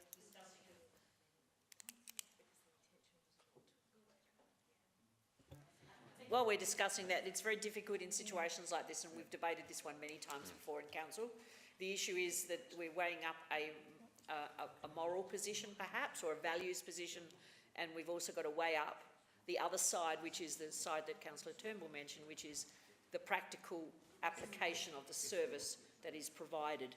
And I know that that puts people into quite difficult quandaries, but I think that's what we have to, what you will have to think about in relation to this. Now I'll go to Ms Reynolds. Thank you. Thank you, Mayor. Through the Mayor, Councillor Cornish is correct. If the motion was do not support the rebate for birthline, then it would have been an amendment because it's contrary to the motive. But because it's just excluded, the variation can just include it into the motion. So it is a variation if Councillor Turnbull just wants to include it back in. All right. So Councillor Cornish, can you just turn your mic off? And now I'll go back to Councillor Turnbull, because now we've had this information, you can put this in as a variation and reinstate the birthline funding. That's what I moved, that we don't support it by deleting it.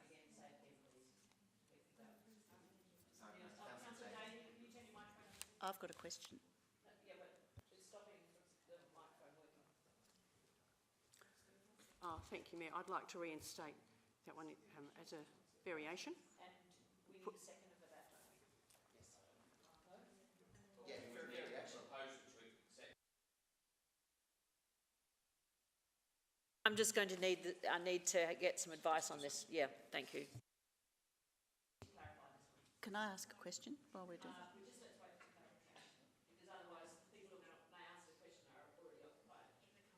Because that's the intent of my removing it, is that we ask that we do not support it. I appreciate that, but there's a ruling and we have to follow it. Okay. So, just bear with us through this process. So because it's deemed it's an acceptable variation, we just need to ask the mover and a seconder whether they accept that variation. I think I know the answer, yeah. But if we can just go through that. So I will ask, are you willing to accept the variation? No, because my intent... And neither are you, Councillor Wilkins. My intent, if I could clarify, my intent is that we don't support this. Yeah, no. So that's why I removed it from the motion. So now that we've clarified that, Madam Mayor, Councillor Turnbull is at liberty to move an amendment if she so chooses. Right. So do you wish to move an amendment that reinstates birthline into the list of those organisations receiving discretionary rebates? Thank you, Mayor. I wish to move an amendment. That. And do you wish to speak any further? No. Right. Then I need a seconder for that. Councillor Jennings, are you happy to second it? Do you wish to speak? You can withhold your opportunity to speak until others have spoken, if you wish. Is that like you'd like to do that? Okay, thank you. So now I need to know if there is anyone else who wishes to speak on this matter. On the amendment, okay. And it looks like Councillor Jennings, I'm going to have to ask you to speak. Oh, sorry. Councillor Cornish had his hand. If you want to wait till Councillor Cornish is finished, then you can have your opportunity. Okay. Thank you, Worship. Yeah, this one's a fairly emotive one. It's been around for quite some time. And I will speak to it specifically for that reason. I don't think I can support the amendment. My values and morals, I think, do require that. I did look at the statistics, and yes, quite rightly, there is 1,000 odd that are receiving a service, but they don't have to be from the city of Burnside receiving that service either. That's statewide. I'm of the opinion, my personal opinion, that we don't need to support it. So I won't be voting for the amendment as it's listed. Thank you. Now, Councillor Jennings. I will say it's a very important service that is provided to provided to the community. I am pro-choice, and I think it is important that the people have these different practices they can go to get advice and to further their termination. So you're supporting the amendment, of course. Okay. Just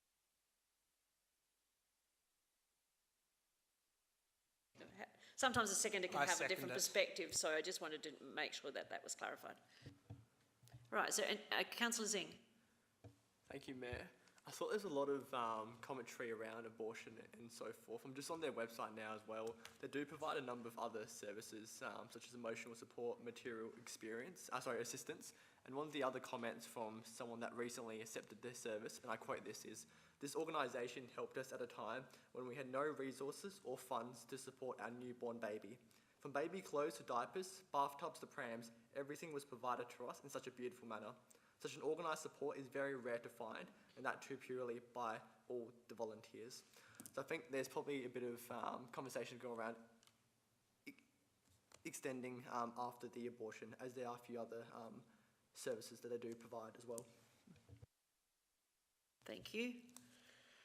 Is there anyone else who wishes to contribute to this discussion, to the amended motion? I've got a question, if I can, yes. And it's just recent speakers. Can I clarify, like, what side is this a pro-life organisation, or is this a pro-choice organisation?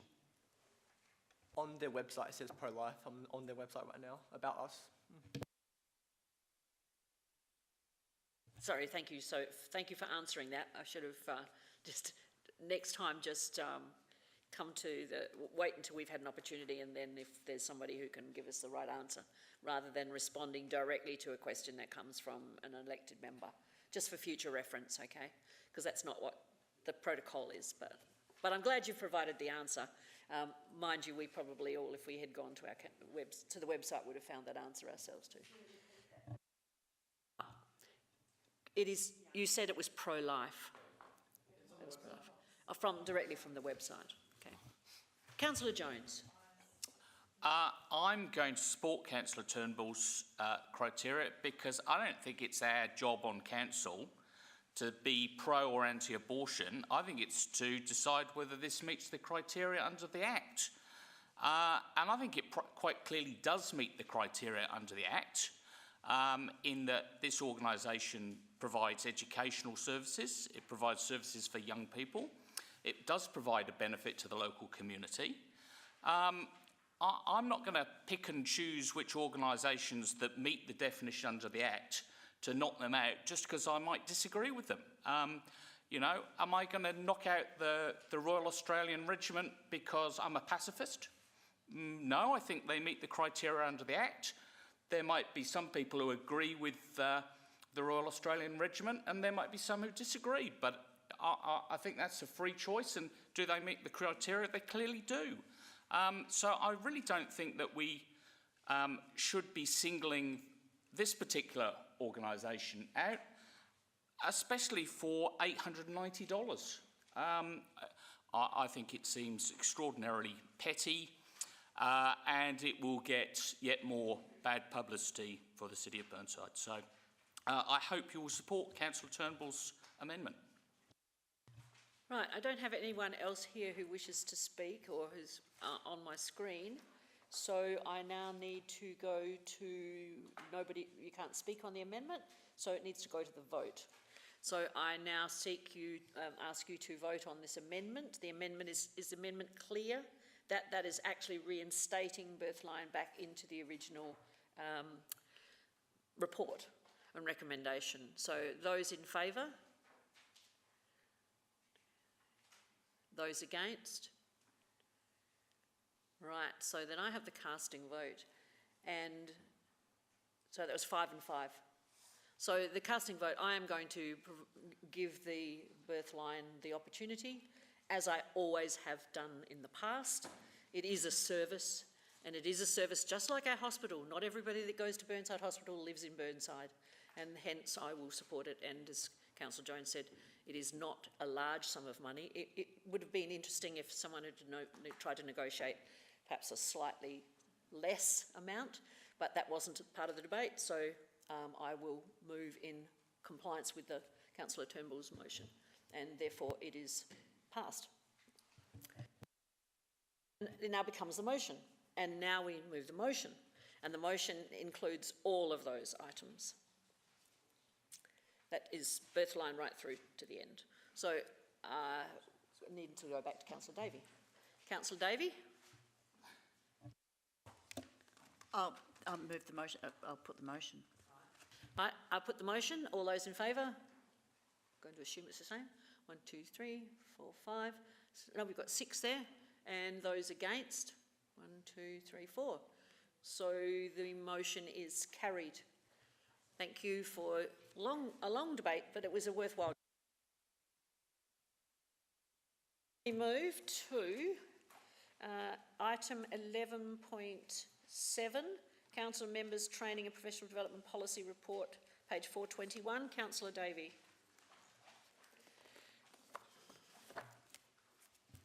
Thank you, Mayor. I move in accordance with the recommendation.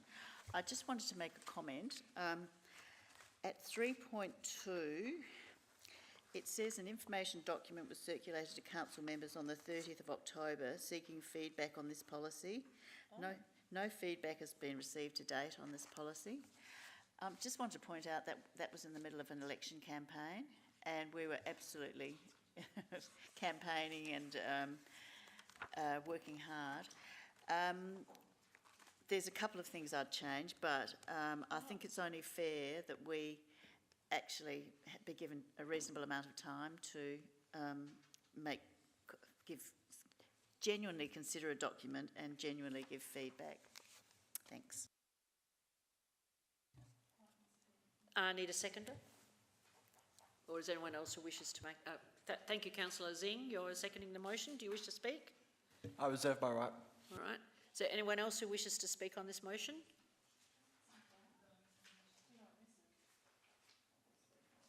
Page 421.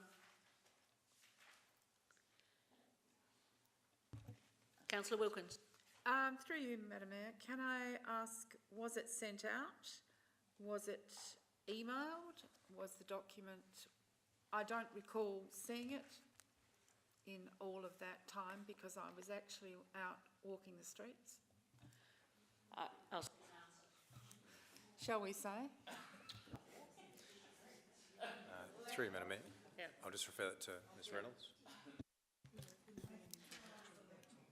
Through the Mayor, there is a slight error in that. It should say 30th of November, and it was sent out through the portal via InfoDoc. 30th of November rather than 30th October. Apologies for that. After the elections, that's correct.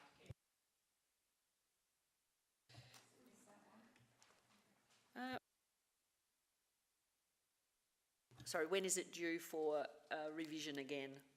2 years? Through the Mayor, 4 years. 4 years' time, okay, so it's not till the next term, okay.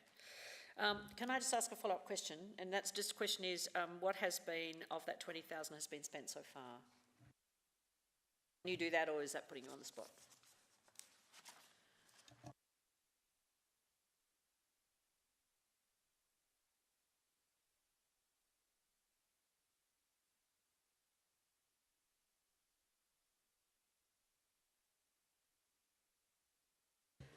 Through the Mayor, to date, we have spent $510 on the training budget. It's in the questions and notice on the table. Thank you very much. Anyone who wishes to speak on this? And there isn't anyone, so Councillor Zing, do you wish to say anything in seconding? Otherwise, I'll go back to Councillor Davey. Councillor Davey, do you wish to say anything before I put the motion? No, thank you. All right, then I'll put the motion. All those in favour? Against? Carried. Now we move to 11.8, Policy for Adoption Allowances and Benefits Policy, and that's Councillor Davey also.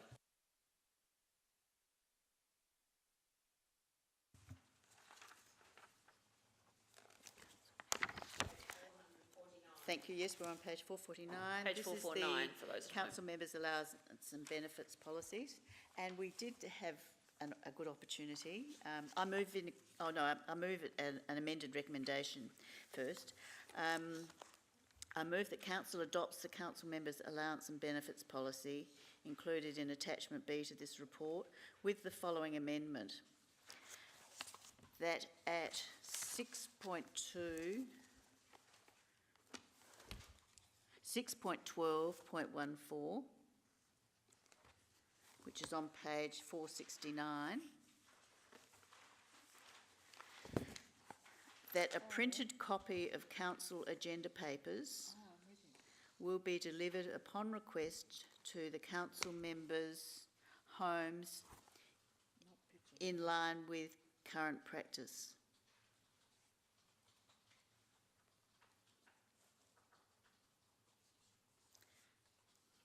So I'll just read that at 6.12.14, a printed copy of council agenda papers will be delivered upon request to the council members' homes in line with current practice.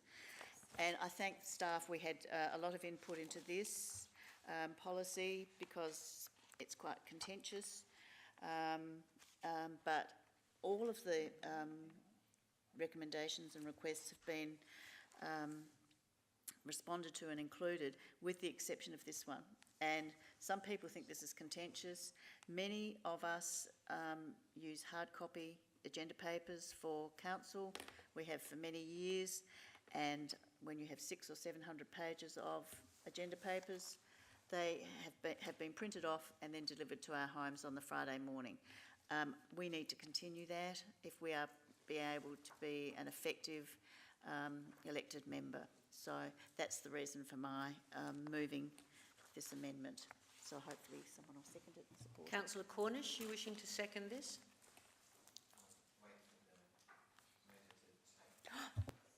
It's all right. I am happy to second it with a variation. Perhaps the mover might think acceptable if we remove the in line with current practice. I don't think it's required. I think it was superfluous to the policy. I actually have collected mine for the last 4 years. Never had it. Well, that's fine, but Councillor Davey? Well, it's not in line with No, I'm talking. The purpose is that a printed copy is made available upon request. We don't need to say in line with current practice. It's just that's the task. Is that yeah. In the spirit of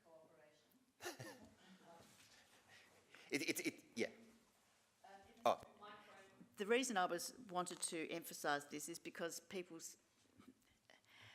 there has been discussion that it's not necessary when it is necessary, and there's a huge number of elected members who do need to use printed hard copies of council papers, just like judges do on sitting on the bench, MPs do in the House. Other board members that I know have their board members delivered to their home. So that's all I'm asking for. I'm happy to delete that. I just thought that word would make it clarified a little bit further. Thank you. CEO would like to respond to that. Madam Mayor, just point of clarification. No issue with what's been proposed in light of the fact that if you do want it delivered, and I'll go on record by saying I don't like that, I prefer it be picked up by councillors. Because I've had work health and safety issues in the past, I've had a staff member bitten by a dog going into a councillor's property, I either get it delivered by a courier, because I just don't want my staff stepping onto people's private property. I just need council to be aware of that. That's all. That's all. Can I ask the cost estimated for that delivery service? Through Madam Mayor, I don't know if my staff have that figure on hand. Start nitpicking.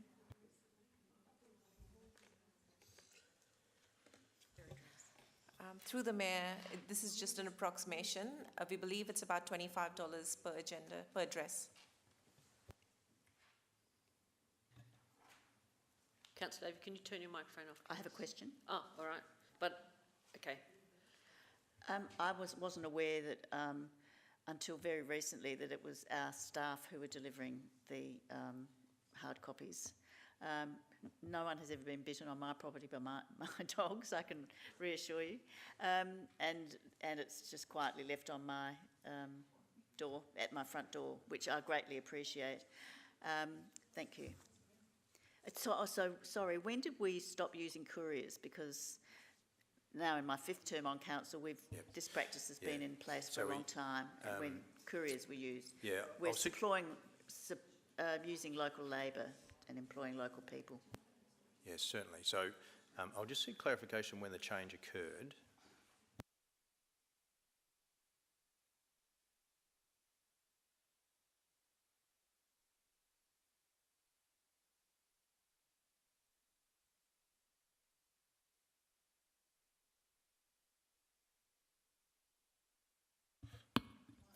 Through your worship, we're not aware of the exact time frame, but it certainly happened during the term of the last council. The reason for the change was concerns from some members that couriers were not reliable in delivering the papers to the time that they required them. I reckon it was 3 years ago. Yeah. So I guess my preference, Madam Mayor, is that if I am going to deliver it, I'll deliver to the property, to your mailbox, your property boundary. I don't want my staff coming in your private property if I can get away with it. Most letterboxes it wouldn't fit if it's like this. Anyway, well, as I said, Madam Mayor, Councillor Zing, you had a question. I just want to go back on record, Madam Mayor. My preference is that they are picked up. Thank you, Worship. Through the Mayor, that this means that on Thursdays when we get the digital agenda. Microphone. Councillor Taylor, can you just turn yours off?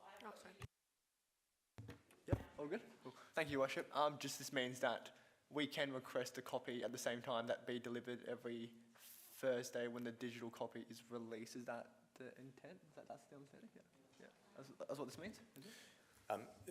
Through Madam Mayor, just looking how we practically would apply this, what we would do probably from this moment forward is I'd ask all the members if they would like a hard copy as a permanent arrangement rather than chopping and changing. So that's the way I'd see this being enacting. Or until otherwise they notify you. Rather than members deciding on an ad hoc basis, it just allows my staff to plan the print run, etc. Now, Councillor Turnbull, you had a question? Thank you, Mayor. A question, please. How many councillors do have a hard copy delivered out of the 12? Through Madam Mayor, we'll be talking historically. I'll just ask Ms Reynolds just to clarify. There's 5. 5 is the number. Can I just make a comment, please? My comment is that it's an unnecessary luxury to have it delivered to your home. Also, occupational health and safety. I appreciate it when Martin does come and deliver it, but I think we could pick it up quite as easily. I just appreciate having a hard copy. So I would vote against that word of home. Councillor Jones. Colleagues, the council has declared a climate emergency. I don't think people are taking it very seriously. People want paper printed off, thousands of pages. People want things delivered to their home, presumably not by bicycle. I am frankly appalled. I voted against the climate emergency because I thought it was a load of rubbish. But 12 people did vote in favour of it. So I think you ought to put your mouths, your council papers where your mouths are. So I won't be supporting this motion. Councillor Davey, you have a question? Thank you. Yes, I have a question. I'm not aware of the work health and safety issues associated with this, apart from the dog bite that we've just been made aware of. What other work health and safety issues are there, please? Well, I guess in broad terms, I can't control the environment inside a private property. So my officers, every time they step into that property, aren't going to be aware of what may present itself. And the example I do have is one of my officers being bit by a dog inside a private property. So again, I'll state that my preference is that it's picked up by elected members. Can I just ask, does this mean that, of course, if you're using other staff, your own staff to deliver, they are taken away from their own role during that period of time? So that actually does that actually come at a cost to the council's operations? Through Madam Mayor, certainly I don't have dedicated staff for the role, so it's our rangers in the past who have done the delivery. In reality, if I use a courier service at $25, that probably is cheaper than me using my own staff to take them off.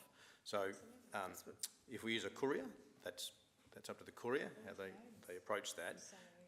But as has been mentioned, we just need to be conscious, because I won't be able to control the time of delivery as finitely. That's all. Councillor Cornish. Oh, sorry, Councillor Davey. No, not at the... Councillor Cornish. Thank you, Worship. I'll support the motion, although I do agree with Councillor Jones's sentiments completely and utterly. I won't be requesting a paper copy, and in fact I haven't for quite some time. I did do some calculations. I've saved 12 trees and 325 kilolitres of water to make the paper for those agendas over the last 6 years. So I'm quite happy that I've saved our environment as much as I possibly can, let alone the CO2 in the air and atmosphere. So I do encourage you to use a laptop when you can, but I'll also vote for this because I know some people have to absorb material in different manners. So to allow the option, I think, is smart for those rather than making a blanket rule. So I will support the motion, but encourage everyone to do it environmentally safely. Councillor Davey. Thank you. I do remember my question now. Could I ask what happens with our CAP meeting? I noticed when I attended the meeting the other night, they had voluminous rolls of plans and papers. Do they have theirs delivered to their home? Madam Mayor, I'll refer it to Mr. Cooper. Through the Mayor, because of the nature of the plans that the CAP members look at, they are required to see them on A3 hard copies, so I believe they get copies of those.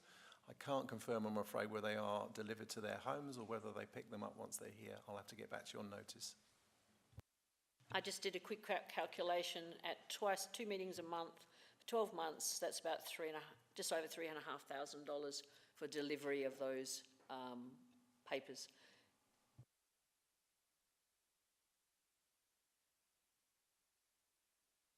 No one else left on the screen, so Councillor Davey, do you wish to sum up? Thank you. I appreciate all the input from around the chamber. I appreciate the logistics of this delivery, whether it's employing local couriers or delivery services, which I hope we would do. But I reiterate, some elected members have difficulty absorbing material in digital form. And as I have said, it is common practice still in many businesses around and public services around the state, whether you are a judge on the bench, whether you are a board member on a board, whether you are an MP in our local state or federal parliament. They all use hard copies of documents. You see them there with their folders. We've just had training where we see some members of staff and even the mayor being given hard copies of documents. So there are a whole lot of variations where lots of us can't necessarily just use digital forms of absorb material and information, especially when it's 600 or 700 pages in digital form. So I do appreciate the environmental concerns, and I'm very strongly, I am concerned about that. However, and I appreciate the number of trees and all of that, but I don't really think we've gone into the business of looking at how much paper we use, because it is industrial paper, and it's, I mean, we haven't gone to the stage of looking at how many tissues we use, how much toilet paper, how many hand towels we use. My great environmental concern is plastics and plastic use and single-use plastics. So when we've grasped that and really managed that well, I'll take on board paper use. But I hope you'll support this. I appreciate the sentiments around the table. It is a small cost, but it is there to help those of us who need a hard copy to be able to absorb information and utilise information to be an effective elected member. Thank you. All those in favour? All those against? 4. Okay, then the motion is lost and they will be delivered. And maybe I'll add to the cost. No, I won't. I will still come and collect mine. Motion is carried. Sorry, motion is carried. Apologies, motion is carried. Okay, number... I took it too seriously, yes.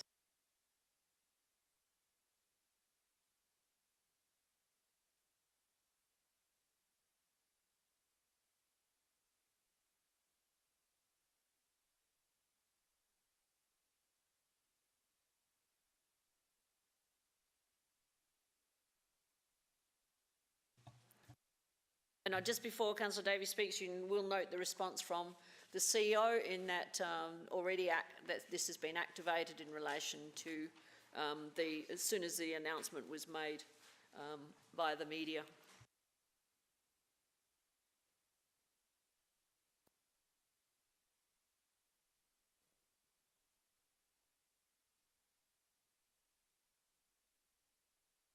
Page 487.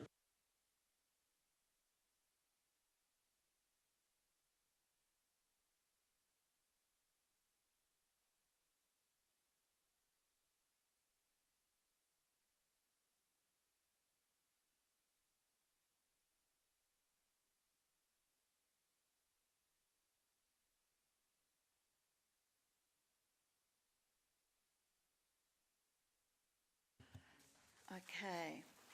My motion on notice is, and thank you, Mayor, for the introduction, that Council prepares a submission from the City of Burnside to the Environment, Resources and Development Standing Committee inquiry into the urban forest, which addresses the terms of reference and in particular considers the loss of Burnside's tree canopy in relation to the effects on, and I'll just make a slight modification if I might, 1.1 climate change, 1.2 heritage, historic character and streetscape, 1.3 public health outcomes, 1.4 local environment and habitat, delete 1.5,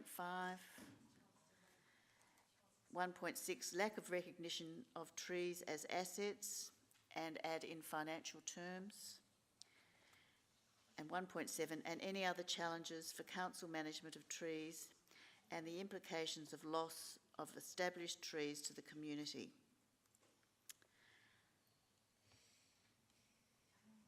So delete heritage from that one, that 1.7.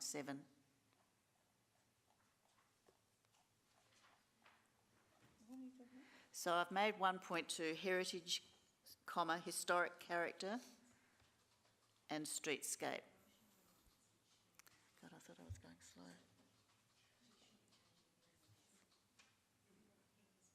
Public health outcomes, local environment and habitat, delete 1.5, lack of recognition and any other challenges for council's management of trees and the implications of the loss of established trees to the community.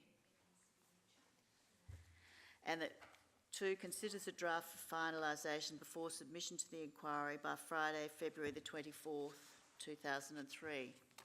So as a result of all the community concern that has ensued following particularly the planning and development changes, which have allowed the destruction of so many of our trees, the State Parliament has set up a select committee to look into, well, under the Environment Resource and Development Committee, has set this up.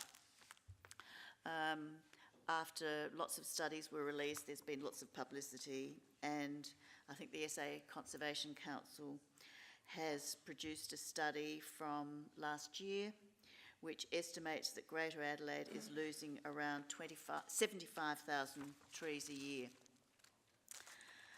So that, as I've outlined in my rationale and the risk assessment for us, a significant part of the City of Burnside's strategic plan requires that Burnside will be a leading environmental custodian, supporting its green canopy cover and the greening of our suburbs.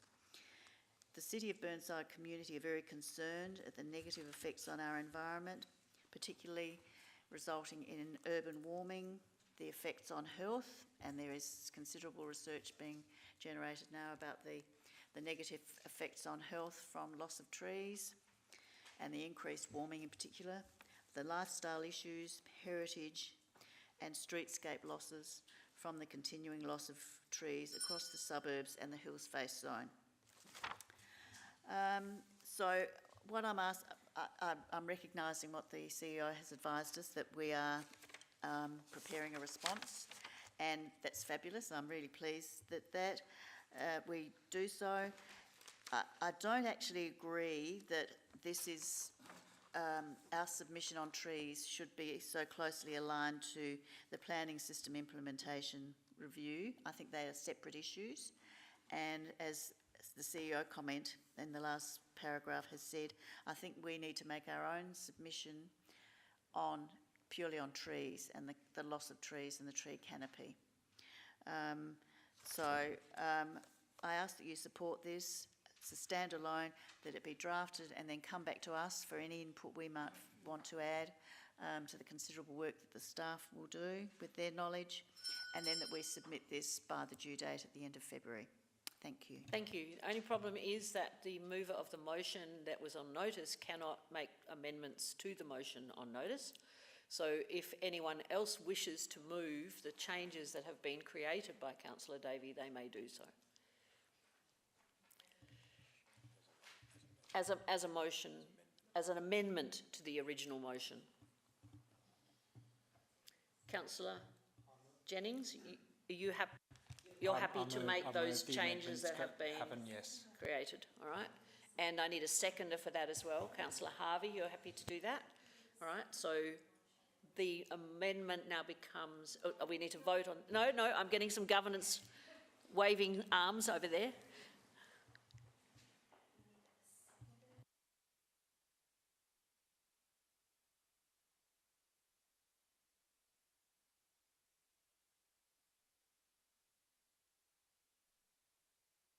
First of all, we needed a seconder for the original motion. Councillor Wilkins, you're happy to move the original motion, and then we've now received the amendment to the motion and then the seconding of the amendment to the motion. And now we can, unless anyone wishes to speak on this, we can, I'd like to put it to the vote. Do you wish to speak? Yes, then by all means. Thank you, Mayor. I'd just like to say that trees are under threat in our city. Wait. Greater Adelaide is losing... Wait a minute. Yeah, that's what she's doing. As she's seconding the amendment.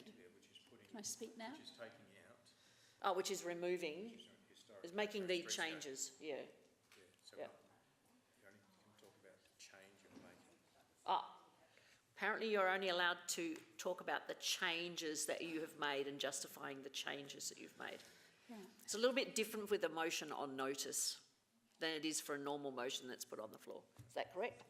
Yeah, or it's pretty much the same. Yeah, okay. All right.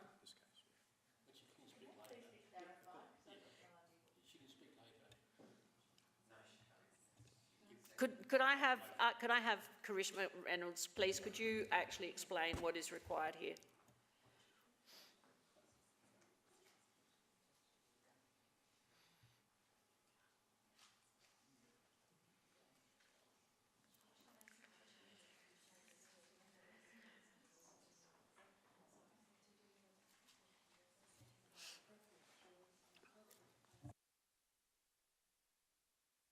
Sorry, just to clarify, Madam Mayor, the amendment we're talking about... We need to listen to this the so amendment, it's all clear. The amendment okay? we're talking about is to make the changes that Councillor Davey alluded to at the start. It's just to change it, I guess, if we like, to the way Councillor Davey perhaps had originally intended. So it's, in particular, it's taking out 1.5, historic character and streetscape, and those few other minor changes that were made. So that's... So therefore, No, Councillor Jennings but there's a very important rule here, if I may, Madam Mayor. Yeah. It's a very important rule here. A motion on notice is for the council to have deliberated prior to coming to the meeting, so it's not appropriate and not allowed to be amended on the spot. That is what you asked council to consider when you gave the notice. That's why the rules are there. Right. So the only change, and they actually are initially made by the person who Jennings. So he would explain that these are the changes he wants to make. Yeah, and as I understand it, councillors are helping out Councillor Davey to get to the position where you want to be at. And then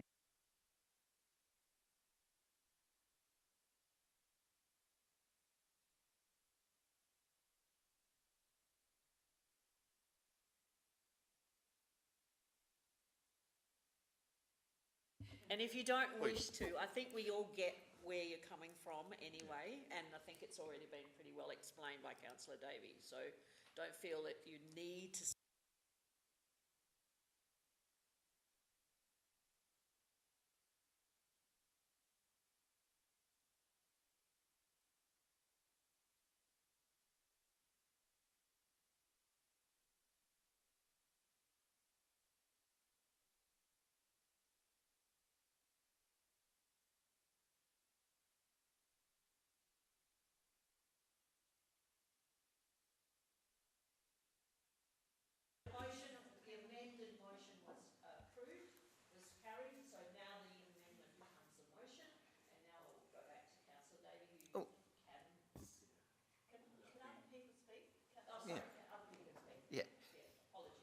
Thank you. Assuming they do. Oh, yes, I do. Thank you. Last time I looked, there was nothing there. No, I'll support the motion as it stands, although, as it stands. It stands now. It is the motion that we're voting on. I will point out that I'd prefer to actually highlight that it's the loss of Burnside's private tree canopy, because we're planting more trees in public land than we have before. And it is our issue, it's in the private space and domain, so that's where our issue really does lie. And, to tackle that is going to be a big one. I suppose there's that. And I suppose the other clarification I might have with the mover is in 1.5, where we've got lack of recognition of trees as assets and financial terms. In financial terms was possibly the terminology, but I just wanted to clarify that. But support the motion. It's to make a submission. We are a tree city of the world, and we need to make sure that we are that, and we actually advocate for that to maintain it and improve it. So I do support the motion. Just before I hear from Councillor Jennings, Councillor Davey and the seconder who I've forgotten, are you okay if we just change that as assets in financial terms, because it doesn't make sense as it stands at the moment? Yes, I'm happy. You're happy with that? And that's just a language thing, so it doesn't require anything major. Who was the second? Sorry? Councillor Harvey, are you okay with the change of the word from and to in point at 1.5? That was Councillor Wilkins. I think it's me. Yep, okay. Are you happy with that? I am absolutely ecstatic. Fine, thank you. Now, Councillor Jennings. As Councillor Cornish mentioned, the Burnside City Council is planting more trees than they're pulling up. I will add that all trees are not equal. It often takes a seedling 50 to 80 years to reach its full maturity, providing shade and absorbing CO2 from the atmosphere. So all trees are not equal. I don't have anyone else on. Yes, I do. Councillor Wilkins. Thank you. My opportunity. I can't pass it up without that phrase, heritage, historic character and streetscape. It's all part of our unique landscape of this city and of the wider city of Adelaide, which has historically been actually planned, and we've had major trees lost in the past years that we've all witnessed because of the development plan. It's important that we have appropriate trees in appropriate spaces. I've spent over 10 grand getting rid of inappropriate trees in a small inner suburban block. There are other people who experience the same problem. So if you've got to have appropriate trees, and also the community has spoken when I've been letterboxing. They want to see more jacarandas in our streets. If you're going to do a landscape properly, you want continuity in the streetscape. Yep, it's all relevant, Madam Mayor. So, and of course, they're all valuable. They have a dollar value. Dr. Greg Moore in Melbourne will tell you that. He did at Australian Garden History about 10 years ago. It's calculable. Can be calculated, I should say. So yeah, it's really important for public health, all of our outcomes. Thank you, I'll shut up. Councillor Jones. I think Councillor Cornish is right. I think we should definitely make a submission, but we shouldn't be talking about all this stuff. What we should be talking about is why we are losing trees, in our experience, and what we should do about it.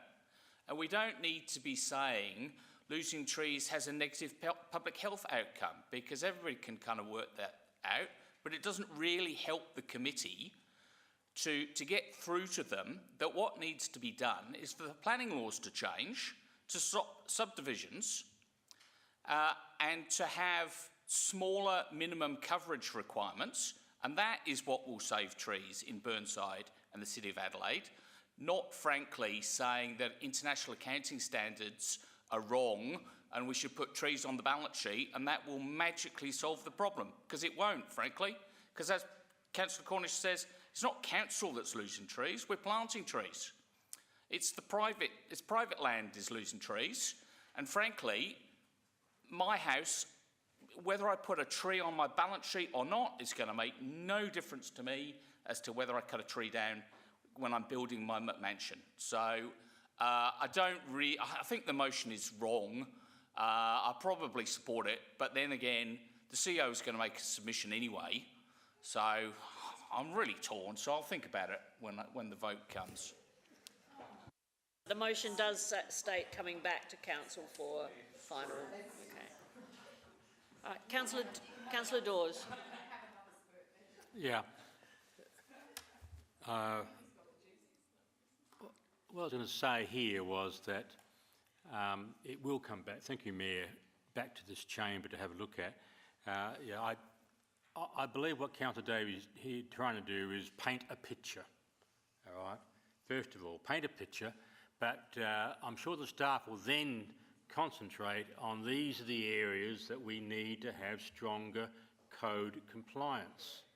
I don't think that Councillor Davey wants 10 pages of all these things that are wrong in Burnside, that we need to do this and this. I think she's just trying to make sure that people realise that we rely so heavily on our trees and we promote our trees.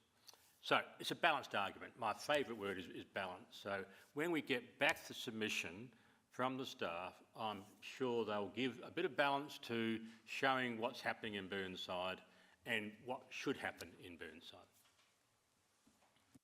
Thank you. Is there anyone else who wishes to speak?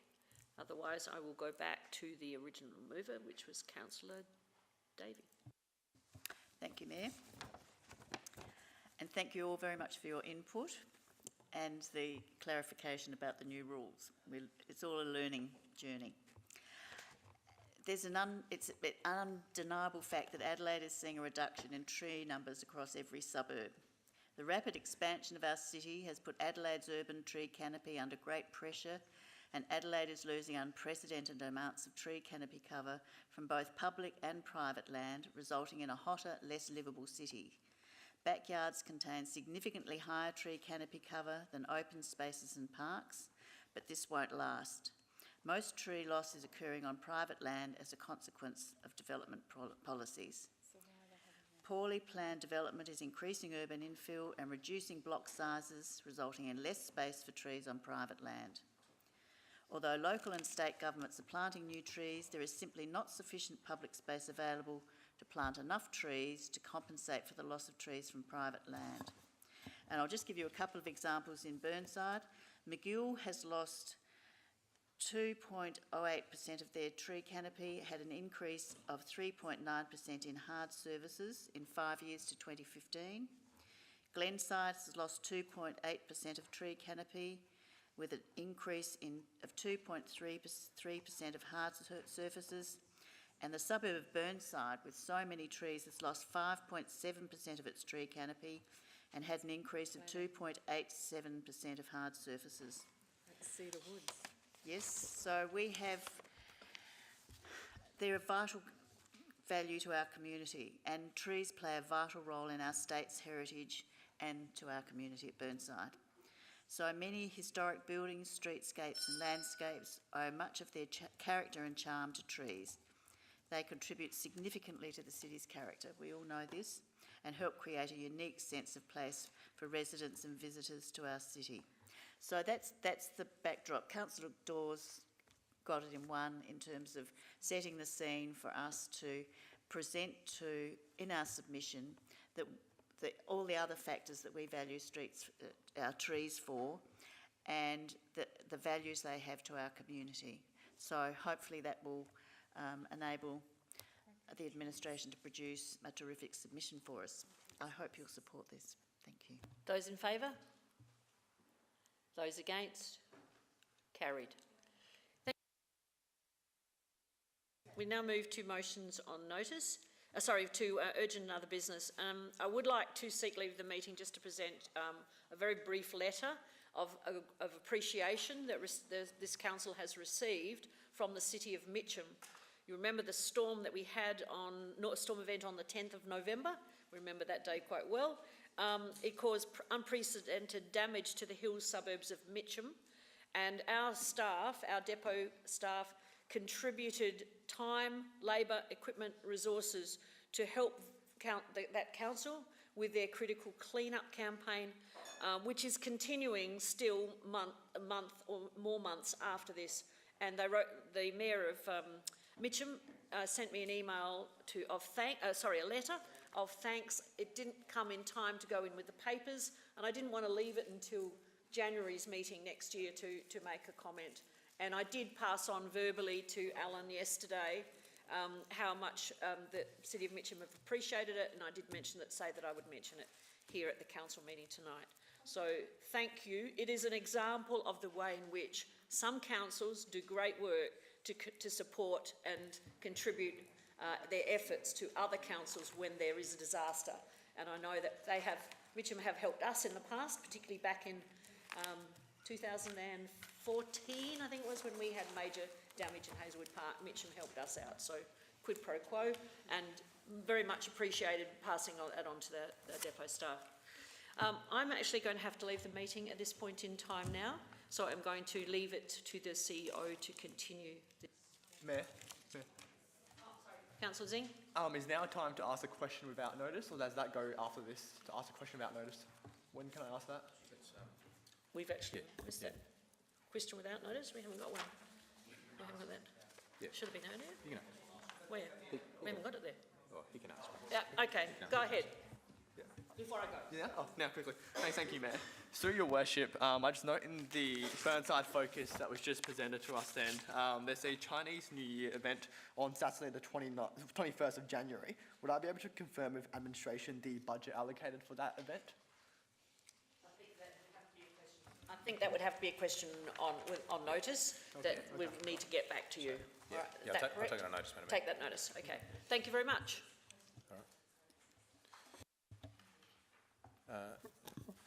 Okay, thank you, Madam Mayor.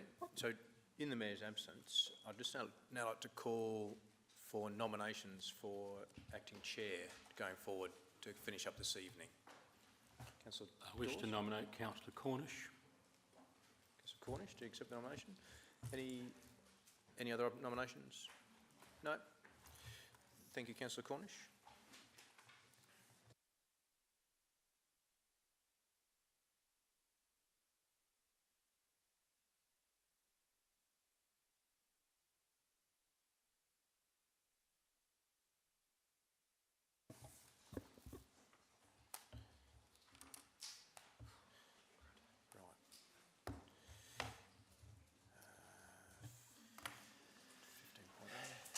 Right. 15.1, I seek someone to move for us to go into confidence. Just, if I may... Interrupt beforehand? Yep. Just before we go into confidence, Councillor Davey, do you wish to move a conflict of interest? Sorry? Do you wish to move a conflict of interest? I want to make a statement. Just give me a second to get some advice on that, please. So we're moving into the code of conduct matter.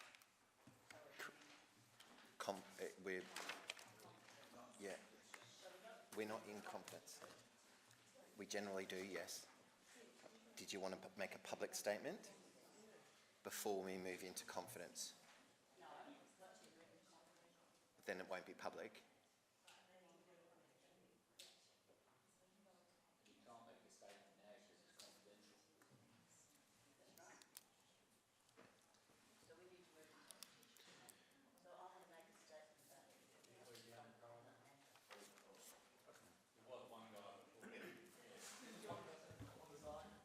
Thank you, Mr. Acting Chair. If I can just clarify that request. So the procedure would be go into confidence, and then Councillor Davey would declare a conflict, and then with the leave of the meeting, Councillor Davey is able to make a statement. Okay, great.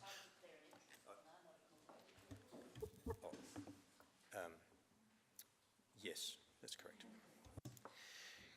Councillor Dawes, you'd like to move us to go into confidence? I will move that recommendation on page 490.